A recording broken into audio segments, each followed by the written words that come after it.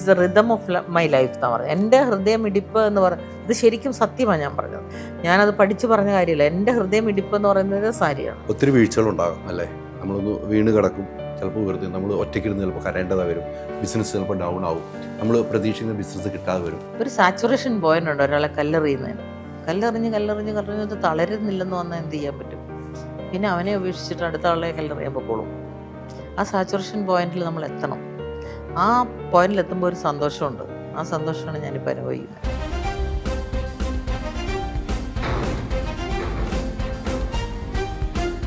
ലക്ഷങ്ങൾ square ഫീറ്റിലുള്ള stores ഉള്ള നാട്ടിൽ 10,000 സ്ക്വയർ ഫീറ്റിലൊരു കടയിൽ ഇരുന്നുകൊണ്ട് പറയുമ്പം അത് ചെറുതായിട്ട് പറഞ്ഞാൽ പറ്റില്ല. പഴയ കാലത്തെ ആ റെഡും മജന്തയും മെറൂണിൽ നിന്നൊക്കെ മാറിയിട്ട് ഏത് കളറും നല്ലതാണെങ്കിൽ സാരി എനിക്ക് ചേരുമെങ്കിൽ അതെൻ്റെ മന്ത്രകോടി ആക്കാം. അവർക്ക് എന്താണ് ആവശ്യം, അവരുടെ ആവശ്യം അറിഞ്ഞിട്ട് അവർക്ക് വന്ന കാര്യം നടത്തി കൊടുക്കണം.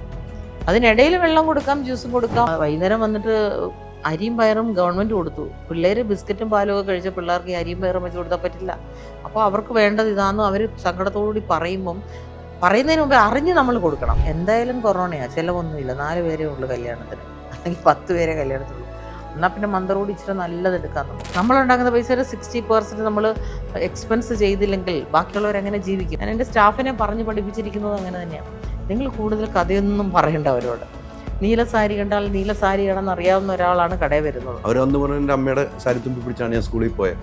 അതന്ന് പറയുന്ന ഒരു വാക്കാണ്. അത് തിരിച്ചു വരണം. അവർക്ക് ഒരു സാരിയുടെ തുമ്പെടുത്തിട്ട് ഇവിടെ കുത്തി അല്ല ഇങ്ങനെ വരച്ചു വെച്ചു അങ്ങനെയൊക്കെ കൊടുത്താലും അതൊരു സ്റ്റൈലാണ്. കല്യാണം നടത്തിയില്ലെങ്കിൽ പൂക്കാരന് പണിയില്ല, ഉണ്ടോ? ഈ പന്തലടിക്കുന്നതിന് പണിയില്ല, ഫുഡ് ചെയ്യുന്ന കേറ്ററിംഗുകാർക്ക് പണിയില്ല, എത്രയോ പേർക്ക് പണിയില്ലാതാവുന്നത്. അപ്പം നമ്മളൊരു നല്ല കാര്യം കൂടെ ചെയ്യുന്നത്. ഞാൻ ആ പറഞ്ഞത് വെച്ചിട്ട് എത്രയോ പേരാണെന്നറിയോ റീതിങ്ക് ചെയ്ത് സാരി എടുത്തിട്ട് പോയി. എനിക്ക് ഞാൻ നല്ലതായിട്ട് വെൽ ഡ്രസ്ഡ് അപ്പ് ആണെങ്കിൽ എൻ്റെ അന്നത്തെ ദിവസം ഭയങ്കര എഫക്റ്റീവാണ്. Ultra modern kitchen devices. ഒരു കിച്ചണിൽ വേണ്ട എല്ലാ ലേറ്റസ്റ്റ് ബ്രാൻഡുകളും ഇവിടെയുണ്ട്. ലോകോത്തര ബ്രാൻഡുകൾ, original products, wide range. MyG future. WhatsApp വഴി ഇംഗ്ലീഷ് പഠിക്കാൻ ഇംഗ്ലീഷ് കഫേ ഉള്ളപ്പോൾ ഇംഗ്ലീഷ് ഒരു വിഷയമേ അല്ല. English cafe, we present you the perfect English. WhatsApp now 9633 888 575.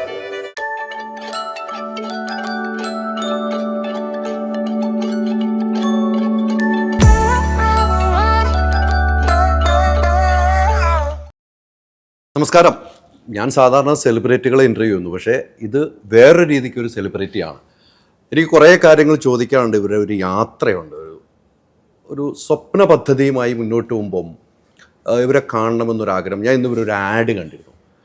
ഒരു ഇൻ്റർനാഷണൽ സെറ്റപ്പിലുള്ള ഒരു ആഡ് ഇന്ന് ഷനാസ് തിയേറ്ററിൽ റിലീസ് ചെയ്യുന്നു. അത് കണ്ടു കഴിഞ്ഞപ്പോൾ എനിക്കൊന്ന് തേടി വരണമെന്ന് തോന്നി. അങ്ങനെ തേടി എത്തിയിരിക്കുകയാണ്.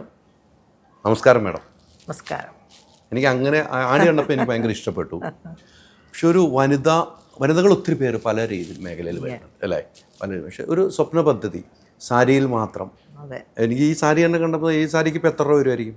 ഇതൊരു 10-12 രൂപയ്ക്കുള്ളൂ. അത്രേ ഉള്ളല്ലേ? നമ്മൾ വിൽക്കുമ്പം വേറെ നമ്മൾ കൊടുത്തുമ്പോൾ ചെറിയ സാരി അങ്ങനെയാണോ? അങ്ങനെയൊന്നുമല്ല. ഞാനൊരു സാരി ഇഷ്ടപ്പെട്ടു അങ്ങ് കൊടുത്തു. എനിക്ക് ഞാൻ വില നോക്കിയൊന്നുമല്ല സാരി കൊടുക്കുന്നത്. അങ്ങനെ നോക്കാം. നമുക്ക് ഇഷ്ടം വരുമ്പോൾ നമുക്ക് ഇഷ്ടപ്പെട്ടപ്പോൾ എനിക്ക് ഒരു പുതിയ സാരി കണ്ടു, അപ്പോൾ എനിക്ക് ഇഷ്ടം വന്ന് കളർ, അപ്പോൾ അങ്ങനെ കൊടുത്തു. എനിക്ക് 2010 അല്ലേ? 2010 ഒരു യാത്ര തുടങ്ങിയതാണ്. 2025 നിൽക്കുന്നു. അതെ അതെ. സ്വന്തം ബിൽഡിംഗ് ആയി. ആ ബിൽഡിങ്ങിൻ്റെ ഉള്ളിലാണ് നമ്മൾ, പണി തീർന്നിട്ടില്ല. അതെ. ഒരു യാത്ര കഠിനമായിരുന്നു. പിന്നെ തീർച്ചയായിട്ടും. ഞാൻ വന്ന് ചാടിയത് അറ്റ്ലാന്റിക് ഓഷ്യനിലോട്ടല്ലേ. എറണാകുളം എന്ന് പറയുന്നത് അല്ലെ കൊച്ചി എന്ന് പറയുന്നത് എല്ലാവരുടെയും ഫാഷൻ സെൻറ്റർ അല്ലേ. അപ്പോൾ അവിടേക്ക് വന്ന് ചാടിയിട്ട് നമ്മൾ നാട്ടിലും പ്രദേശത്തു നിന്ന് ഒരാൾ വരുന്നു. പക്ഷേ എൻ്റെ സ്വപ്നം അതിലും വലിയ സ്വപ്നങ്ങളായിരുന്നു. അതുകൊണ്ട് തന്നെ പിടിച്ചു നിൽക്കാൻ പറ്റിയത്. കഠിനം എന്ന് പറഞ്ഞാൽ നമുക്ക് ബിസിനസ് ഉണ്ടാക്കുക എന്നുള്ളതാണല്ലോ ആദ്യത്തെ. കസ്റ്റമറെ എങ്ങനെ നമ്മൾ വരുത്തുക എന്നുള്ളത്. അപ്പോൾ അതിന് വേണ്ടിയിട്ട് ഞങ്ങൾ ഒത്തിരി റിസർച്ച് ചെയ്തതിൽ ഞാൻ കുറേ ഇത് ചെയ്തു, എക്സിബിഷൻസ് ചെയ്തു. 28 എക്സിബിഷനോളം 3 വർഷം കൊണ്ട് ഞാൻ ചെയ്ത ആളാണ്. എന്ന് വെച്ചാൽ ട്രിവാൻഡ്രം, കോട്ടയം, പല സ്ഥലങ്ങളിൽ, നമ്മുടെ കൊച്ചി തന്നെ കുറേ പ്രാവശ്യം ചെയ്തു. അങ്ങനെ ചെയ്തപ്പോഴാണ് നമുക്കിങ്ങനെ വേറൊരു ടൈപ്പ് ഓഫ് കസ്റ്റമേഴ്സ് ഉണ്ട്, റെഗുലർ കടകളിൽ വരാത്ത കസ്റ്റമേഴ്സ് ഉണ്ടെന്ന് മനസ്സിലായി. അവരൊക്കെ പുറത്ത് ഡൽഹിയിലോ അല്ലെങ്കിൽ ചെന്നൈക്കോ ബാംഗ്ലൂരോ ഒക്കെ പോയി പർച്ചേസ് ചെയ്യുന്നവരാണ്. അങ്ങനെയുള്ള കസ്റ്റമറാണ് നമുക്ക് എക്സിബിഷൻസിന് വരുന്നത്. അപ്പോൾ എനിക്ക് തോന്നി നോർത്ത് ഇന്ത്യന്നൊക്കെ എല്ലാവരും വന്ന് ആ സമയത്ത് ഇവിടെ എക്സിബിഷൻസ് നടത്തുക. നമ്മളിവിടെ കേരളത്തിലിരിക്കുന്നവരെ എന്തിനാണ് നോർത്ത് ഇന്ത്യക്കാർ വന്ന് എക്സിബിഷൻ കാണിച്ച് നമ്മുടെ പൈസ കൊണ്ടുവന്നത്? നമുക്കുണ്ടാക്കാൻ പാടില്ല, അല്ലെങ്കിൽ നമുക്കത് ചെയ്യാൻ പാടില്ലേ, why not we can do that. അപ്പോൾ അങ്ങനൊരു തോട്ട് സ്ട്രോങ് ആയിട്ട് വന്നപ്പോഴാണ് ഞാൻ ആക്ച്വലി എറണാകുളത്ത് നമുക്കൊരു സ്റ്റോർ തുടങ്ങാം എന്നുള്ള എക്സിബിഷൻസ് ഒക്കെ നിർത്തി നമുക്ക് എറണാകുളത്തെ എക്സിബിഷൻ മോഡലിലൊരു സ്റ്റോർ തുടങ്ങാമെന്ന് പ്ലാൻ ചെയ്തു. അങ്ങനെയാണ് 2010 ഇവിടെ അതെവിടെയാണ് ആദ്യം തുടങ്ങുന്നത്? കോൺവെൻറ്റ് ജംഗ്ഷനിൽ. കോൺവെൻറ്റ് ജംഗ്ഷൻ ആകുമ്പം കോളേജ് ജംഗ്ഷനാണല്ലോ. അതൊരു 3500 സ്ക്വയർ ഫീറ്റ് ഒരു ബിൽഡിങ്ങിലായിരുന്നു. അവിടെ തുടങ്ങി 2014 ആയപ്പം ദൈവത്തിൻ്റെ വലിയ അനുഗ്രഹം കൊണ്ടാവാം എനിക്ക് അവിടെ ഓവർഫ്ലോ എന്ന് പറയുന്നൊരവസ്ഥയെത്തി. മതലബ് കസ്റ്റമർക്ക് നിൽക്കാൻ സ്ഥലമില്ല, കസ്റ്റമേഴ്സ് വന്നിട്ട് ഇറങ്ങി പോകുന്നൊരവസ്ഥ.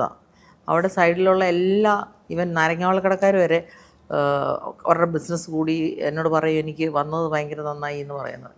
സോ അതൊക്കെ നമുക്കൊരു ഭയങ്കര ഇൻസ്പിറേഷനാണല്ലോ. ഈവൻ ചെറിയ ആൾക്കാരാണെങ്കിലും പോലും വന്ന് പറയുമ്പം നമുക്ക് അങ്ങനെ ആ ഏരിയയെ ഭയങ്കരമായിട്ട് ഡെവലപ്പായി. പാർക്കിംഗ് പ്രശ്നം അങ്ങനെ വന്നപ്പോഴാണ് ഞങ്ങൾ MG റോഡിലേക്ക് മാറുന്നത്. MG റോഡിൽ നമുക്കൊരു ബിൽഡിംഗ് നോക്കിയപ്പോൾ നമുക്ക് കുറച്ചും കൂടെ സ്പേഷ്യസ് ആയിട്ട് അങ്ങനെയാണ് നമ്മൾ MG റോഡിലുള്ള ഇപ്പോഴത്തെ നമ്മുടെ മിലൻ ഡിസൈൻ എന്ന് പറഞ്ഞ മെയിൻ സ്റ്റോറിലേക്ക് മാറും. സിഗ്നലിൻ്റെ അടുത്ത്? അതെ, സിഗ്നലിൻ്റെ അടുത്തുള്ളതല്ല, സിഗ്നലിൻ്റെ അടുത്തുള്ളത് മെയ്ഡ് ബൈ മിലൻ, അത് പിന്നീടുണ്ടായ അത് പിന്നീടാണ്. ആദ്യത്തെ സ്റ്റോർ എന്ന് പറഞ്ഞപ്പോൾ കല്യാൺ ജ്വല്ലറിയോട് ചേർന്നിരിക്കുന്ന നമ്മുടെ സ്റ്റോറായിരുന്നു. അതിപ്പം നമ്മളത് ക്ലോസ് ചെയ്തിട്ടാണ് ഇവിടെ തുടങ്ങാൻ പോകുന്നത്. അവിടെ ഈ പറഞ്ഞ പോലെ തന്നെ 10,000 മേലെയുള്ള സ്ക്വയർ ഫീറ്റ് ഉണ്ട്, 12 സംതിങ് ആണ്. അവിടെ ഇതേപോലെ തന്നെ നമുക്ക് നല്ല ബിസിനസ് കിട്ടി. അവിടെ വെച്ചാണ് ഞങ്ങൾ ബ്രൈഡലിലേക്ക് വരുന്നത്. ബ്രൈഡൽ സെഗ്മെൻറ്റ് മെയിൻലി നമ്മൾ കോൺസെൻട്രേറ്റ് ചെയ്യുന്നത്. കല്യാണ ചരക്കെടുക്കാൻ വരുന്നവർക്ക് ഒരു കല്യാണ സാരി കിട്ടിക്കഴിഞ്ഞാൽ പിന്നെ എല്ലാവർക്കുള്ള സാരി അവിടെ നിന്ന് എടുക്കും. അപ്പോൾ കല്യാണ സാരിയാണ് മെയിൻ സാരി. അപ്പം മന്ത്രകോടി എന്ന് പറയുന്നൊരു കോൺസെപ്റ്റ് നമ്മളാണ് ഇൻട്രൊഡ്യൂസ് ചെയ്തത്. മന്ത്രകോടി എന്ന് പറഞ്ഞ കോൺസെപ്റ്റ് അല്ല, ആ വേർഡ് കുറച്ചും കൂടെ പോപ്പുലർ ആക്കിയത് ഞങ്ങളാണ് അഡ്വർട്ടൈസ് ചെയ്ത് മിലൻ തുടങ്ങിയത്. അങ്ങനെ മന്ത്രകോടിയിൽ പുതിയ ഇന്നോവേഷൻസ്, അതായത് ലൈറ്റ് ഷെയ്ഡും പേസ്റ്റൽ കളർ മന്ത്രകോടിയൊക്കെ മിലനാണ് ആദ്യമായിട്ട് ഇറക്കുന്നതല്ല, നമ്മൾ വിയിപ്പിച്ച് കൊണ്ടുവന്ന് അഡ്വർട്ടൈസ് ചെയ്ത് ഒത്തിരി ഹാർഡ് വർക്ക് ചെയ്തും പൈസ മുടക്കിയുമാണ് അതിനെ ഫാഷനാക്കിയത്. ഇപ്പോൾ എല്ലാ വിലയിലും അത് കിട്ടുന്നുണ്ട്. അങ്ങനെ കസ്റ്റമറുടെ ഒരു മൊത്തത്തിലുള്ളൊരു ഫാഷൻ തിങ്കിങ് മാറി, തോട്ട് പ്രോസസ്സേ മാറി. പഴയ കാലത്തെ ആ റെഡും മജന്തയും മെറൂണിൽ നിന്നൊക്കെ മാറിയിട്ട് ഏത് കളറും നല്ലതാണെങ്കിൽ സാരി എനിക്ക് ചേരുമെങ്കിൽ അതെൻ്റെ മന്ത്രകോടി ആക്കാം കാഞ്ചീപുരത്തിൽ എന്നുള്ള ആ തോട്ട് പ്രോസസ്സ് മാറ്റിയെടുത്തത് മിലൻ തന്നെ. അതെ, എനിക്ക് തോന്നുന്നു ഈ മന്ത്രകോടിയെക്കുറിച്ച് പറയുമ്പോൾ മന്ത്രകോടി എന്നൊരു കോൺസെപ്റ്റ് കൊണ്ടുവന്നു എന്ന് പറയും. പിന്നീട് അത് പല ആളുകളും ഏറ്റെടുത്തു. മന്ത്രകോടി എന്നുള്ള വാക്ക് എത്തണം, പള്ളിയിലാണ് പറയുന്നത് മന്ത്രകോടി നമുക്ക് കല്യാണത്തിന് കൊടുക്കുന്നത്. പിന്നീട് എല്ലാവരും ഏറ്റെടുത്തു. ഫസ്റ്റ് കൊണ്ടുവരുന്നത് നമ്മളാണ്. അത് പല ആളുകൾക്ക് അറിയില്ലാത്തൊരു സംഭവമാണ്. എനിക്കറിയില്ല, ഞാൻ പല പരസ്യങ്ങൾ മന്ത്രകോടിയെക്കുറിച്ച് കണ്ടിട്ടുണ്ട്. എൻ്റെ നാട് തൊടുപുഴയാണ്. തൊടുപുഴയിൽ നമുക്ക് കുറേ ടെക്സ്റ്റൈൽസുകളുണ്ട്. അപ്പോൾ അവിടേക്ക് ഈ മന്ത്രകോടിയുടെ ടാഗ് ലൈൻ വരാറുണ്ട്. പക്ഷെ ഫസ്റ്റ് കൊണ്ടുവന്നത് അതൊക്കെ ടാഗ് ലൈൻ ഞാൻ ഇപ്പോഴും ഓർക്കുന്നു. ഞാൻ ചെന്നൈ എയർപോർട്ടിൽ കാഞ്ചീപുരം പർച്ചേസ് കഴിഞ്ഞ് വരുമ്പം ചെന്നൈ എയർപോർട്ടിലോട്ട് കയറുമ്പം ഇപ്പോഴും എൻ്റെ മനസ്സിലതുണ്ട്. ചെന്നൈ എയർപോർട്ടിലോട്ട് കാർ ഇങ്ങനെ കയറുമ്പം ഞാൻ തിരിച്ചു പോരുക പർച്ചേസ് കഴിഞ്ഞെന്ന് വെച്ചാൽ ഞാൻ കുറേ അധികം ബ്രൈഡൽ സാരി എടുത്തു. മന്ത്രകോടി ഓർഡർ കൊടുത്തു. മന്ത്രകോടി നമ്മൾ ഫുൾ സിംഗിൽ ഒരു കാര്യം ചെയ്യാമെന്ന് അങ്ങ് തീരുമാനിച്ചു കഴിഞ്ഞാൽ പിന്നെ എനിക്ക് പിന്നും സൈഡിലോട്ടൊന്നും നോട്ടമില്ല, മുന്നോട്ട് മാത്രമേ ഉള്ളൂ. ആരെന്ത് പ്രശ്നം ഉണ്ടായാലും അത് നമുക്ക് നടത്തണം എന്നുള്ളൊരു തിങ്കിങ്ങാണ് എനിക്ക്. അപ്പം ഞാൻ ചെന്നൈ എയർപോർട്ടിലോട്ട് കയറുമ്പോൾ വണ്ടിയിലിരുന്നൊക്കെ തന്നെ ഞാൻ ഓർക്കും ഇതിനെ എങ്ങനെയൊന്ന് പഞ്ചായിട്ട് ഇതിനെ അവതരിപ്പിക്കും. ഒരു പഞ്ച് വേണം നമ്മൾ ഇറങ്ങുമ്പോൾ. വലിയ സ്റ്റോഴ്സ് ഇവിടെ ഉള്ളപ്പം നമ്മൾ ഒരു 10,000 സ്ക്വയർ ഫീറ്റിൽ ലക്ഷങ്ങൾ സ്ക്വയർ ഫീറ്റിലുള്ള സ്റ്റോഴ്സ് ഉള്ള നാട്ടിൽ 10,000 സ്ക്വയർ ഫീറ്റിലൊരു കടയിൽ ഇരുന്നുകൊണ്ട് പറയുമ്പം അത് ചെറുതായിട്ട് പറഞ്ഞാൽ പറ്റില്ല, അത് നന്നായിട്ട് പറയണം. അതുകൊണ്ട് ഇങ്ങനൊരു വാക്ക് വരണം. ഞാൻ പ്രാർത്ഥിക്കുകയും കൂടെ ചെയ്തു, എന്തെങ്കിലും ഒരെണ്ണം തല തരണേ. അപ്പോഴാണ് ചെന്നൈ എയർപോർട്ടിലോട്ട് കയറുമ്പം എനിക്ക് ഈ മന്ത്രകോടി എന്നുള്ള വാക്ക്. അപ്പം ഞാൻ ആലോചിച്ചു എൻ്റെ കല്യാണത്തിന് ഒത്തുകല്യാണം കഴിയുമ്പം ഉടനെ നെക്സ്റ്റ് അവരുടെ പറച്ചിൽ എന്താണ്, നമുക്ക് ഇനി മന്ത്രകോടി എവിടെ നിന്നാണ് എടുക്കേണ്ടത്, മന്ത്രകോടി എടുക്കാൻ പോകണ്ടേ എന്നാണ് അടുത്ത പരിപാടിയാണത്. അപ്പം ഞാൻ വിചാരിച്ചു അത് തന്നെ പറയണം, മന്ത്രകോടി എന്നുള്ള വാക്ക്. അങ്ങനെ അപ്പം തന്നെ ഞാൻ കാറിലിരുന്ന് നമ്മുടെ അഡ്വർട്ടൈസ് ചെയ്യുന്ന ശ്രീജിത്തായിരുന്നു അന്ന് ചെയ്തുകൊണ്ടിരുന്നത്. അപ്പോൾ ശ്രീജിത്തിനെ വിളിച്ച്, ശ്രീജിത്ത മന്ത്രകോടി എന്നുള്ള വാക്ക് നമ്മുടെ അടുത്ത ടാഗ് ലൈൻ മന്ത്രകോടിയാണ് ഇനി നമുക്ക് പറയേണ്ടതെന്ന് പറഞ്ഞു. ശ്രീജിത്തിന് ഭയങ്കര ഇഷ്ടമായി. ശ്രീജിത്തിനോട് അപ്പം തന്നെ പറഞ്ഞു, ചേച്ചി മന്ത്രകോടി നമ്മൾ തീരുമാനിച്ചു എന്ന് പറഞ്ഞു. ഞാൻ ഫ്ലൈറ്റ് ഇറങ്ങി താഴെ കൊച്ചിയിൽ ലാൻഡ് ചെയ്തപ്പം ശ്രീജിത്ത് അപ്പം തന്നെ ഇത് മന്ത്രകോടി പ്ലേസ് എന്നാക്കി. മന്ത്രകോടി എന്നുള്ള ത്രെഡ് ഞാൻ കൊടുത്തു, പക്ഷെ മന്ത്രകോടി പ്ലേസ് എന്നുള്ളൊരു ക്രിയേറ്റീവ് ആളുടെ തലയിൽ നിന്ന് വരേണ്ടതാണ്. അപ്പോൾ അതിൽ നിന്നാണ് പിന്നെ നമ്മൾ മുന്നോട്ട് പോയത്. ഈ മുന്നോട്ടുള്ള യാത്രയിൽ ഞാൻ നേരത്തെ വെച്ചാൽ ഒത്തിരി വീഴ്ചകളുണ്ടാകും അല്ലേ. നമ്മളൊന്ന് വീണ് കിടക്കും, ചിലപ്പോൾ വെറുതെ നമ്മൾ ഒറ്റയ്ക്കിരുന്ന് ചിലപ്പോൾ കരയേണ്ടതായി വരും, ബിസിനസ് ചിലപ്പോൾ ഡൗൺ ആവും, നമ്മൾ പ്രതീക്ഷിക്കുന്ന ബിസിനസ് കിട്ടാതെ വരും, പിന്നീട് ദൈവാനുഗ്രഹം കൊണ്ട് ബിസിനസ് കയറുന്നു, ഷോപ്പിൽ പോകുമ്പോൾ ചിലപ്പോൾ ആളില്ലാതെ വരും, അപ്പോൾ ഒക്കെ കണ്ണ് നിറഞ്ഞിട്ടുണ്ടാവുമോ? എനിക്ക് അങ്ങനെ ഒരു സംഭവം ഉണ്ടായിട്ടില്ല. പക്ഷേ ബിസിനസ്സിലല്ലാതെ നമുക്ക് ബിസിനസ് സംബന്ധമായി പല പ്രശ്നങ്ങളൊക്കെ ഉണ്ടായിട്ടുണ്ട്. അങ്ങനെയുള്ള സംഭവങ്ങളിലും കണ്ണ് നിറയേണ്ട അവസരം വന്നിട്ടുണ്ട്. പക്ഷേ എൻ്റെ ഫാദർ ഭയങ്കര ഒരു സ്ട്രോങ് പേഴ്സണാലിറ്റി ആയിരുന്നു. എൻ്റെ ഫാദർ ഞങ്ങൾ 3 പെൺമക്കളെ വളർത്തിയത് ആൺമക്കളെ വളർത്തുന്ന പോലെ വളർത്തി, ആൺകുട്ടികളെ വളർത്തുന്ന പോലെ. വണ്ടി ഓടിക്കണം, ഡ്രൈവ് ചെയ്യാൻ പഠിക്കും, കുഞ്ഞിലെ മുതലേ അങ്ങനെ സ്ട്രോങ് ആയിട്ടാണ് വളർത്തിയത്. ഒരു പ്രശ്നം വന്നാൽ പതറരുത്, ഒരു പ്രശ്നം വന്നാൽ പോകാൻ പറ, ആ ഒരു ആറ്റിറ്റ്യൂഡായിരുന്നു. അങ്ങനെ നിങ്ങൾ തിങ്ക് ചെയ്യണം എന്ന് പറഞ്ഞ് പഠിപ്പിച്ചത് കൊണ്ടായിരിക്കാം ഒരു പ്രശ്നം വന്നാൽ അതിനെ എങ്ങനെ ഓവർകം ചെയ്യാമെന്ന് മാത്രമേ ഞാൻ തിങ്ക് ചെയ്തിട്ടുള്ളൂ. മറ്റുള്ളവരെ ഹേർട്ട് ചെയ്യാതെ അതിനെ എങ്ങനെ ഓവർകം ചെയ്യാം. നമുക്ക് 2 രീതി ചെയ്യാം. നമ്മളോടൊരു പ്രശ്നമുള്ളവരോട് നമുക്ക് അവരെ തിരിച്ച് ഹേർട്ട് ചെയ്ത് ചെയ്യാം. പക്ഷെ ജോലി ചെയ്ത് ഹാർഡ് വർക്ക് ചെയ്ത് അതിനെ ഓവർകം ചെയ്യാൻ പറ്റുക എന്ന് പറഞ്ഞാൽ അത് ഭയങ്കര സക്സസ് അല്ലേ. എൻ്റെ സക്സസിൻ്റെ അല്ല, ഞങ്ങളുടെ മില്ലൻ്റെ ഗ്രൂപ്പിൻ്റെ സക്സസിൻ്റെ മെയിൻ ഇതാണ്. നമ്മൾക്ക് എന്ത് വിഷമം ഉണ്ടായിട്ടുണ്ടോ അതിനെ 100 മടങ്ങായിട്ട് ഞങ്ങൾ വർക്ക് ചെയ്തുകൊണ്ടാണ് നമുക്ക് ഈ എറണാകുളത്തെ എന്നല്ല കേരളത്തിലെ കസ്റ്റമേഴ്സ് നമ്മളെ തേടിയെത്താനുള്ള ഒരു എന്താണ്, നമ്മളെ തേടി വരുവാണ് ചില ആളുകൾ. ഞാനിപ്പോൾ ഇന്ന് തേടി വന്നിട്ടുണ്ട്. ആ തേടി വരുമ്പം നമുക്ക് ചെയ്തു കൊടുക്കാവുന്ന എന്തും ചെയ്തു കൊടുക്കാം. അപ്പോൾ ഒരു ഡിസ്കൗണ്ട് ഉണ്ടാവും, ഇങ്ങനെ കാര്യങ്ങളൊക്കെ. അപ്പോൾ നമ്മൾ ആ കസ്റ്റമറെ എങ്ങനെയാണെന്ന് പറഞ്ഞ് ഇതാണ് എൻ്റെ ക്വാളിറ്റി ഇതാണ് എന്ന് പറയുന്നത് എങ്ങനെയായിരിക്കും? എന്നെ സംബന്ധിച്ച് എനിക്കൊരു കസ്റ്റമർ കയറി വരുമ്പം അല്ല അവരുടെ ഒരു കാര്യം കേൾക്കുമ്പോൾ അവർക്ക് എന്താ വേണ്ടതെന്ന് കേൾക്കുമ്പം തന്നെ എനിക്ക് അവരെ കാണുമ്പോഴല്ലേ അവരിട്ടുകൊണ്ട് വന്നിരിക്കുന്ന ഡ്രസ്സ് കാണുമ്പോൾ തന്നെ എനിക്ക് മനസ്സിലാവും അത് എങ്ങനത്തെ ടൈപ്പ് ഓഫ് പ്രോഡക്റ്റ് ആണല്ലേ, എങ്ങനത്തെ ടൈപ്പ് ഓഫ് സാരിയാണ് അവർ ഉദ്ദേശിച്ചത്. അതിനൊരു ബെസ്റ്റ് എക്സാമ്പിൾ ഇന്നലെ ഉണ്ടായി. ഇന്നലെ ഞാൻ പുറത്തോട്ട് പോകാനായിട്ട് ഇറങ്ങുക, ഈ ഷോറൂമിലേക്ക് വരാനായിട്ട് ഇറങ്ങുമ്പം നല്ല നല്ല നല്ല കാണാനൊക്കെ നല്ല ഹൈഫൈ നല്ല ഡ്രസ്സപ്പൊക്കെ ചെയ്ത് കാണുമ്പോൾ അറിയാം നല്ല തറവാട്ടിലെ ആൾക്കാരാണ്. അവർ വന്ന് സാരി നോക്കുക. പക്ഷേ നമ്മുടെ സ്റ്റാഫ് കാണിക്കുന്നുണ്ട് കുറേ കൗണ്ടേഴ്സ് സാരിയുണ്ട്. ഞാൻ വെറുതെ അങ്ങോട്ട് ചെന്നിട്ട് സാധാരണഗതി ഞാൻ തിരക്കാണേൽ ഇറങ്ങിപ്പോരും. ദൈവം എന്നെ കൊണ്ട് തോന്നിപ്പിച്ചതാണ്. ഞാൻ ചെന്നിട്ട് ചോദിച്ചു നിങ്ങൾക്ക് എന്താ പരിപാടി എന്ന് വെച്ചപ്പോൾ ഹൗസ് വാമിങ് ഉണ്ട്, ഒരു ബാപ്റ്റിസോ അല്ല ഒരു ഹോളി കമ്മ്യൂണിയനും ഉണ്ട്. അപ്പം ഞങ്ങൾക്ക് സാരി, ഞാൻ ആർക്കൊക്കെ ഇതിൽ സാരി ഉണ്ട്, 4 പേരുണ്ട്. അപ്പം ഒരാളെ കാണിച്ചു, മറ്റൊരു കൊച്ചുമോളാണ്, ഇയാൾക്കും വേണമെന്ന് പറഞ്ഞു. അപ്പം ഞാൻ എന്നെ കളർ തീം ഉണ്ടോ എന്ന് ചോദിച്ചപ്പോൾ പറഞ്ഞു ഒരാൾക്കൊരു ഗ്രീനും വേണം, ഒരാൾക്കൊരു ലെമൺ യെല്ലോ വേണം. അതിനകത്ത് കുറേ അവരുടെ കൺസേൺ ഉണ്ട്. എനിക്ക് അപ്പം തന്നെ എനിക്ക് മനസ്സിലായി എന്താ അവർ ഉദ്ദേശിക്കുന്നതെന്ന്. ഒരു ഹോളി കമ്മ്യൂണിയൻ കൊടുക്കേണ്ട സാരി ആവണം, എന്നാൽ അതൊരു ഹൗസ് വാമിങ്ങിന് ഒരു ഗ്രാൻഡും ആവണം. എന്നാൽ അത്രയും വലിയ ഗ്രാൻഡ് ആണെങ്കിൽ അത് ഹോളി കമ്മ്യൂണിയന് പറ്റത്തില്ല. അപ്പോൾ തന്നെ ഞാൻ 2 സാരി അവരെടുത്ത് കാണിച്ചുള്ളൂ. ഹോളി കമ്മ്യൂണിയനുള്ള സാരി ഒരു ഗ്രീൻ എടുത്തു, അപ്പം തന്നെ ഓക്കെ പറഞ്ഞു ഇത് മതിയെന്ന്. പിന്നെയും ഞാൻ കാണിക്കുക, എനിക്ക് തൃപ്തിയില്ല. സാരി കാണിച്ചുകൊണ്ടിരുന്നില്ലെങ്കിൽ ഇത് ഒറ്റ ഒരെണ്ണത്തിൽ അടിച്ചേൽപ്പിച്ചെന്നുള്ളത് ഉണ്ടാവരുത്. പക്ഷെ അവർ ആ സാരി തന്നെ എടുത്ത്. മറ്റേ ആൾക്ക് ലെമണലോ വേണമെന്ന് പറഞ്ഞു. അവരിപ്പോൾ ഇത് കേൾക്കുന്നുണ്ടെങ്കിൽ അറിയാം. ലെമണലോ വേണമെന്ന് പറഞ്ഞവർക്ക് ഞാൻ ലെമണലോ എടുത്ത്, എനിക്കറിയാം ആ സാരി ഇവിടെ ഇരിപ്പുണ്ട്, നല്ലൊരു ബ്യൂട്ടിഫുൾ സാരി, അത് വെച്ച് കാണിച്ചു. അപ്പോൾ അവർക്ക് അതിനകത്തൊരു ഗ്രേ വേണം, ആഷ് വേണം എന്നൊക്കെ പറഞ്ഞു. അപ്പോൾ അതിനുള്ള ഓപ്ഷനും കൊടുത്തു. അതിനകത്ത് ഗ്രേ ഇല്ല. അതിന് നമ്മൾ ഡിസൈൻ ചെയ്ത് താഴെ ഒരു ഫ്രില്ല് പോലെ ഗ്രേ കൊടുത്ത് ബ്ലൗസിനെ ഗ്രേയിലാക്കി. അപ്പോൾ അതൊക്കെയാണ് നമ്മളൊരു കസ്റ്റമർക്ക് കൊടുക്കേണ്ട സർവീസ്. അല്ലാതെ വരുമ്പം ജ്യൂസ് വേണോ വെള്ളം വേണോന്നോ അല്ലെങ്കിൽ നിങ്ങൾക്ക് എന്താ വേണ്ടതെന്ന് അങ്ങനെയൊന്നുമല്ല. This is the service we have to deliver to the customer. അവർക്ക് എന്താണ് ആവശ്യം, അവരുടെ ആവശ്യം അറിഞ്ഞിട്ട് അവർക്ക് വന്ന കാര്യം നടത്തി കൊടുക്കണം. അതിനിടയിൽ വെള്ളം കൊടുക്കാം, ജ്യൂസും കൊടുക്കാം, അവർക്ക് എന്തെങ്കിലും വേറെ എന്തെങ്കിലും വേണമെങ്കിൽ കൊടുക്കാം. പക്ഷേ ഇതാണ് സർവീസ് കൊടുക്കേണ്ടത്. ഞാൻ എൻ്റെ സ്റ്റാഫിനെ പറഞ്ഞ് പഠിപ്പിച്ചിരിക്കുന്നത് അങ്ങനെ തന്നെയാണ്. നിങ്ങൾ കൂടുതൽ കഥയൊന്നും പറയണ്ട അവരോട്. നീല സാരി കണ്ടാൽ നീല സാരിയാണെന്ന് അറിയാവുന്ന ഒരാളാണ് കടയിൽ വരുന്നത്. ഇന്നത്തെ കാലത്ത് ചുമന്ന സാരി കണ്ടാൽ ചുമപ്പാന്ന് പറയാൻ അറിയാൻ വയ്യാത്ത ഒരു കസ്റ്റമർ ഇന്നുണ്ടാവില്ല. ഇത് ചുമപ്പാണെന്ന് അവരോട് പറയേണ്ടത് എന്തിനാണ്? അല്ല ഇത് റെഡ് കളർ സാരിയാണ്, ഇതാണ് കാഞ്ചീപുരം സാരി, ഇതൊന്നും പറയേണ്ട ആവശ്യമില്ല. ഇത് എവിടെ നിന്ന് വരുന്നതെന്ന് ചോദിച്ച് നിങ്ങൾ ഈ മഹേശ്വരി എന്നൊരു സാരി ഉണ്ട്, മഹേശ്വരി സാരി എന്ന് പറഞ്ഞാൽ അപ്പം തന്നെ ഗൂഗിൾ എടുത്തിട്ട് മഹേശ്വരി എവിടെയാണെന്നും ആ സാധനം എവിടെ നിന്ന് വരുന്നെന്നും അതിൻ്റെ യാണിൻ്റെ വില എന്തെന്നും ഈ ടൈപ്പ് ഓഫ് സാരിയുടെ വില അപ്രോക്സിമേറ്റ്ലി എത്രയാണെന്നും അടിച്ചു നോക്കി പറയാൻ അറിയാവുന്ന കസ്റ്റമറാണ് മിലനിലെ കസ്റ്റമേഴ്സ്. സോ മിണ്ടി പോരെന്ന് ഞാൻ പറഞ്ഞിട്ടുണ്ട്. നിങ്ങളൊന്നും പറയണ്ട, അവർക്ക് നമ്മുടെ പ്രോഡക്റ്റ് കാണിക്കുക, അവർക്ക് ഇഷ്ടപ്പെട്ടെങ്കിൽ അവർക്ക് സർവീസ് കൊടുക്കുക, വെച്ച് കാണിക്കുക, അല്ലെങ്കിൽ അതിനെങ്ങനെ ബ്ലൗസ് എങ്ങനെ തയ്ക്കാമെന്ന് പറയുക, നമ്മുടെ സജഷൻസ് മാത്രം പറയുക, അതിനെ സ്റ്റൈൽ ചെയ്യുക എന്നുള്ളത്. അതുകൊണ്ട് തന്നെ അങ്ങനത്തെ കസ്റ്റമറാണ് ഞങ്ങൾക്ക് വരുന്നത്. നോക്കരുത്, അതാണ് ഞാൻ എൻ്റെ ഒരു ചോദ്യം, കൃത്യമായിട്ടുള്ള മറുപടി ആയിരുന്നു. അച്ഛൻ്റെ കാര്യം നേരത്തെ പറഞ്ഞു, അച്ഛന് വളർത്തിയ 3 പെൺമക്കളെ വളർത്തിയത് എന്ത് ചെവികടി ഈ ചെവികട ധൈര്യത്തോട് മുന്നോട്ട് പോകാൻ അച്ഛൻ വളർത്തും. അച്ഛനൊരു ബിസിനസ്സുകാരനായിരുന്നു. അതെ അതെ. എന്തായിരുന്നു ബിസിനസ്? പപ്പായ്ക്ക് സ്റ്റേഷനറി ഹോൾസെയിൽ ആയിരുന്നു റാന്നിയിൽ. കുന്നിരിക്കൽ റാന്നി കുന്നിരിക്കൽ നിന്നാണ് ഞങ്ങളുടെ വീട്ടുപേര്. ഞങ്ങൾക്ക് ഫിനാൻസും അങ്ങനെയൊക്കെ ആയിരുന്നു. പക്ഷെ പപ്പ കൂടുതലും ഞങ്ങളുടെ അന്ന് പുകയില വ്യാപാരം എന്നല്ലേ പറയുന്നത്, പലചരക്ക് പുകയില വ്യാപാരം, അതിൻ്റെ ഹോൾസെയിലായിരുന്നു റാന്നിയിൽ. പിന്നെ പുള്ളി ഗ്രാജുവലി അതിൽ നിന്ന് എസ്റ്റേറ്റിലേക്ക് മാറി. ഇപ്പോൾ തോട്ടത്തിൽ അന്ന് റബ്ബർ തോട്ടം ശബരിമല അടുത്ത് അവിടെ നിന്നാണ്. പിന്നെ ഞാനൊക്കെ പ്രായമാകുമ്പോഴത്തേന് തോട്ടമാണ്, എസ്റ്റേറ്റ് മുതലാളിയാണ്.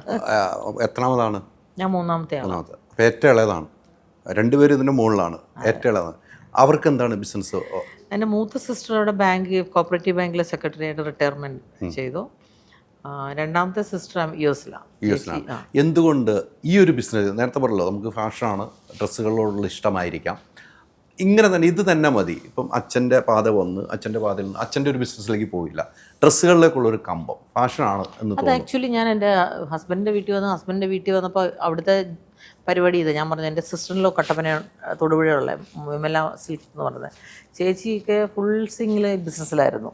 ഞാൻ തൊടുപുഴയിൽ പേര് കേട്ട ഒരു സ്ഥാപനമായിരുന്നു. തൊടുപുഴക്കാർ കേൾക്കുമ്പോൾ മനസ്സിലായി ഞാനും കൂടെയാണ് എടുക്കുന്നത്.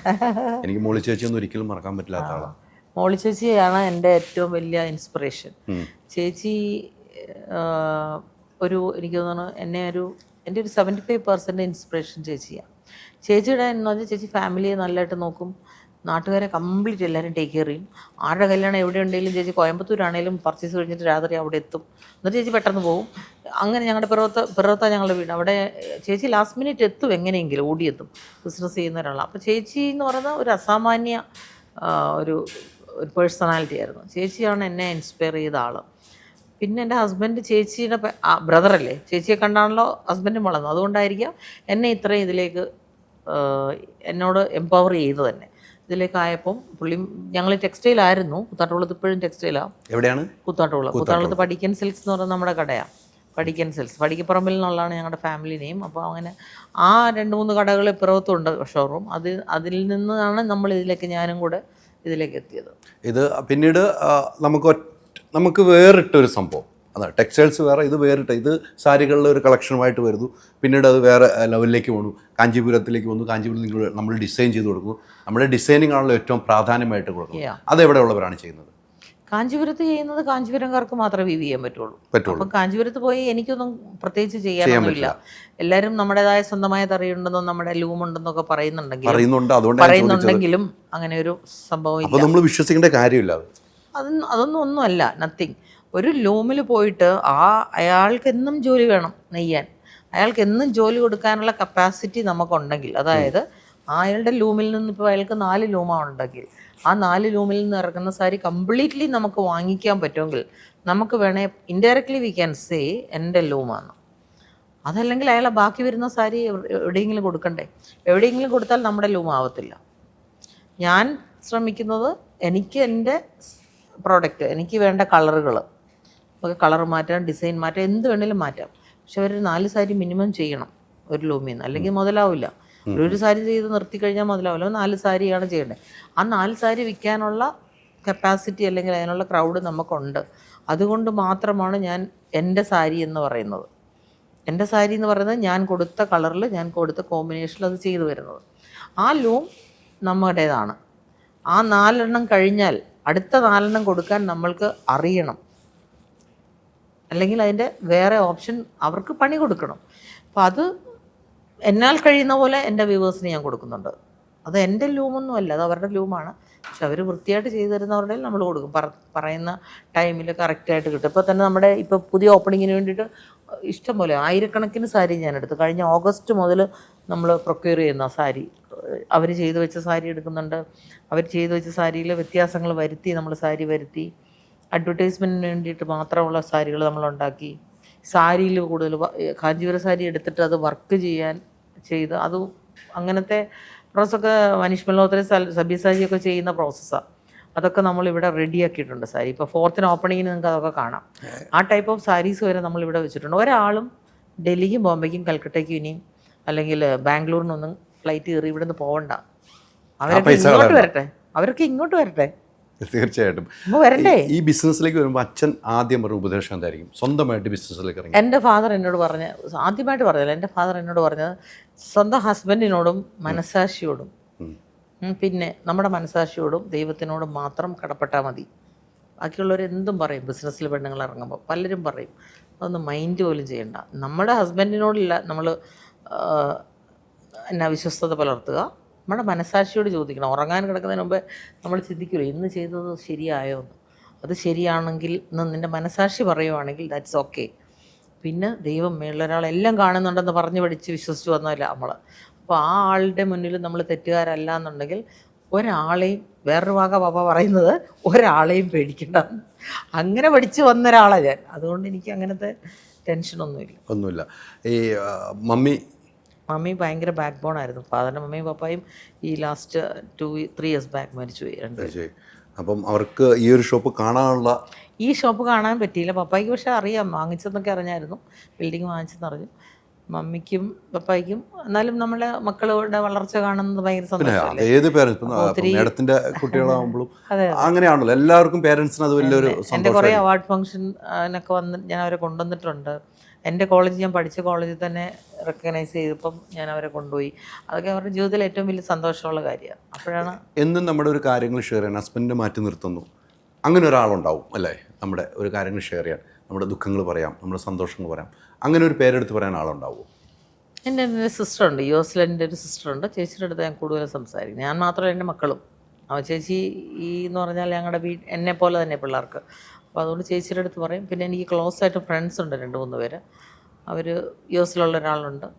സങ്കടം വന്നാലും സന്തോഷം വന്നാലും ഷെയർ ചെയ്യുന്ന ആൾക്കാരുണ്ട്. അങ്ങനെ ആളുകൾ ഉണ്ടാവുമല്ലോ. അപ്പോഴാണല്ലോ നമുക്ക് ഉണ്ടാവണം, ഷുവറായിട്ട് നമുക്ക് ഉണ്ടാവണമല്ലോ.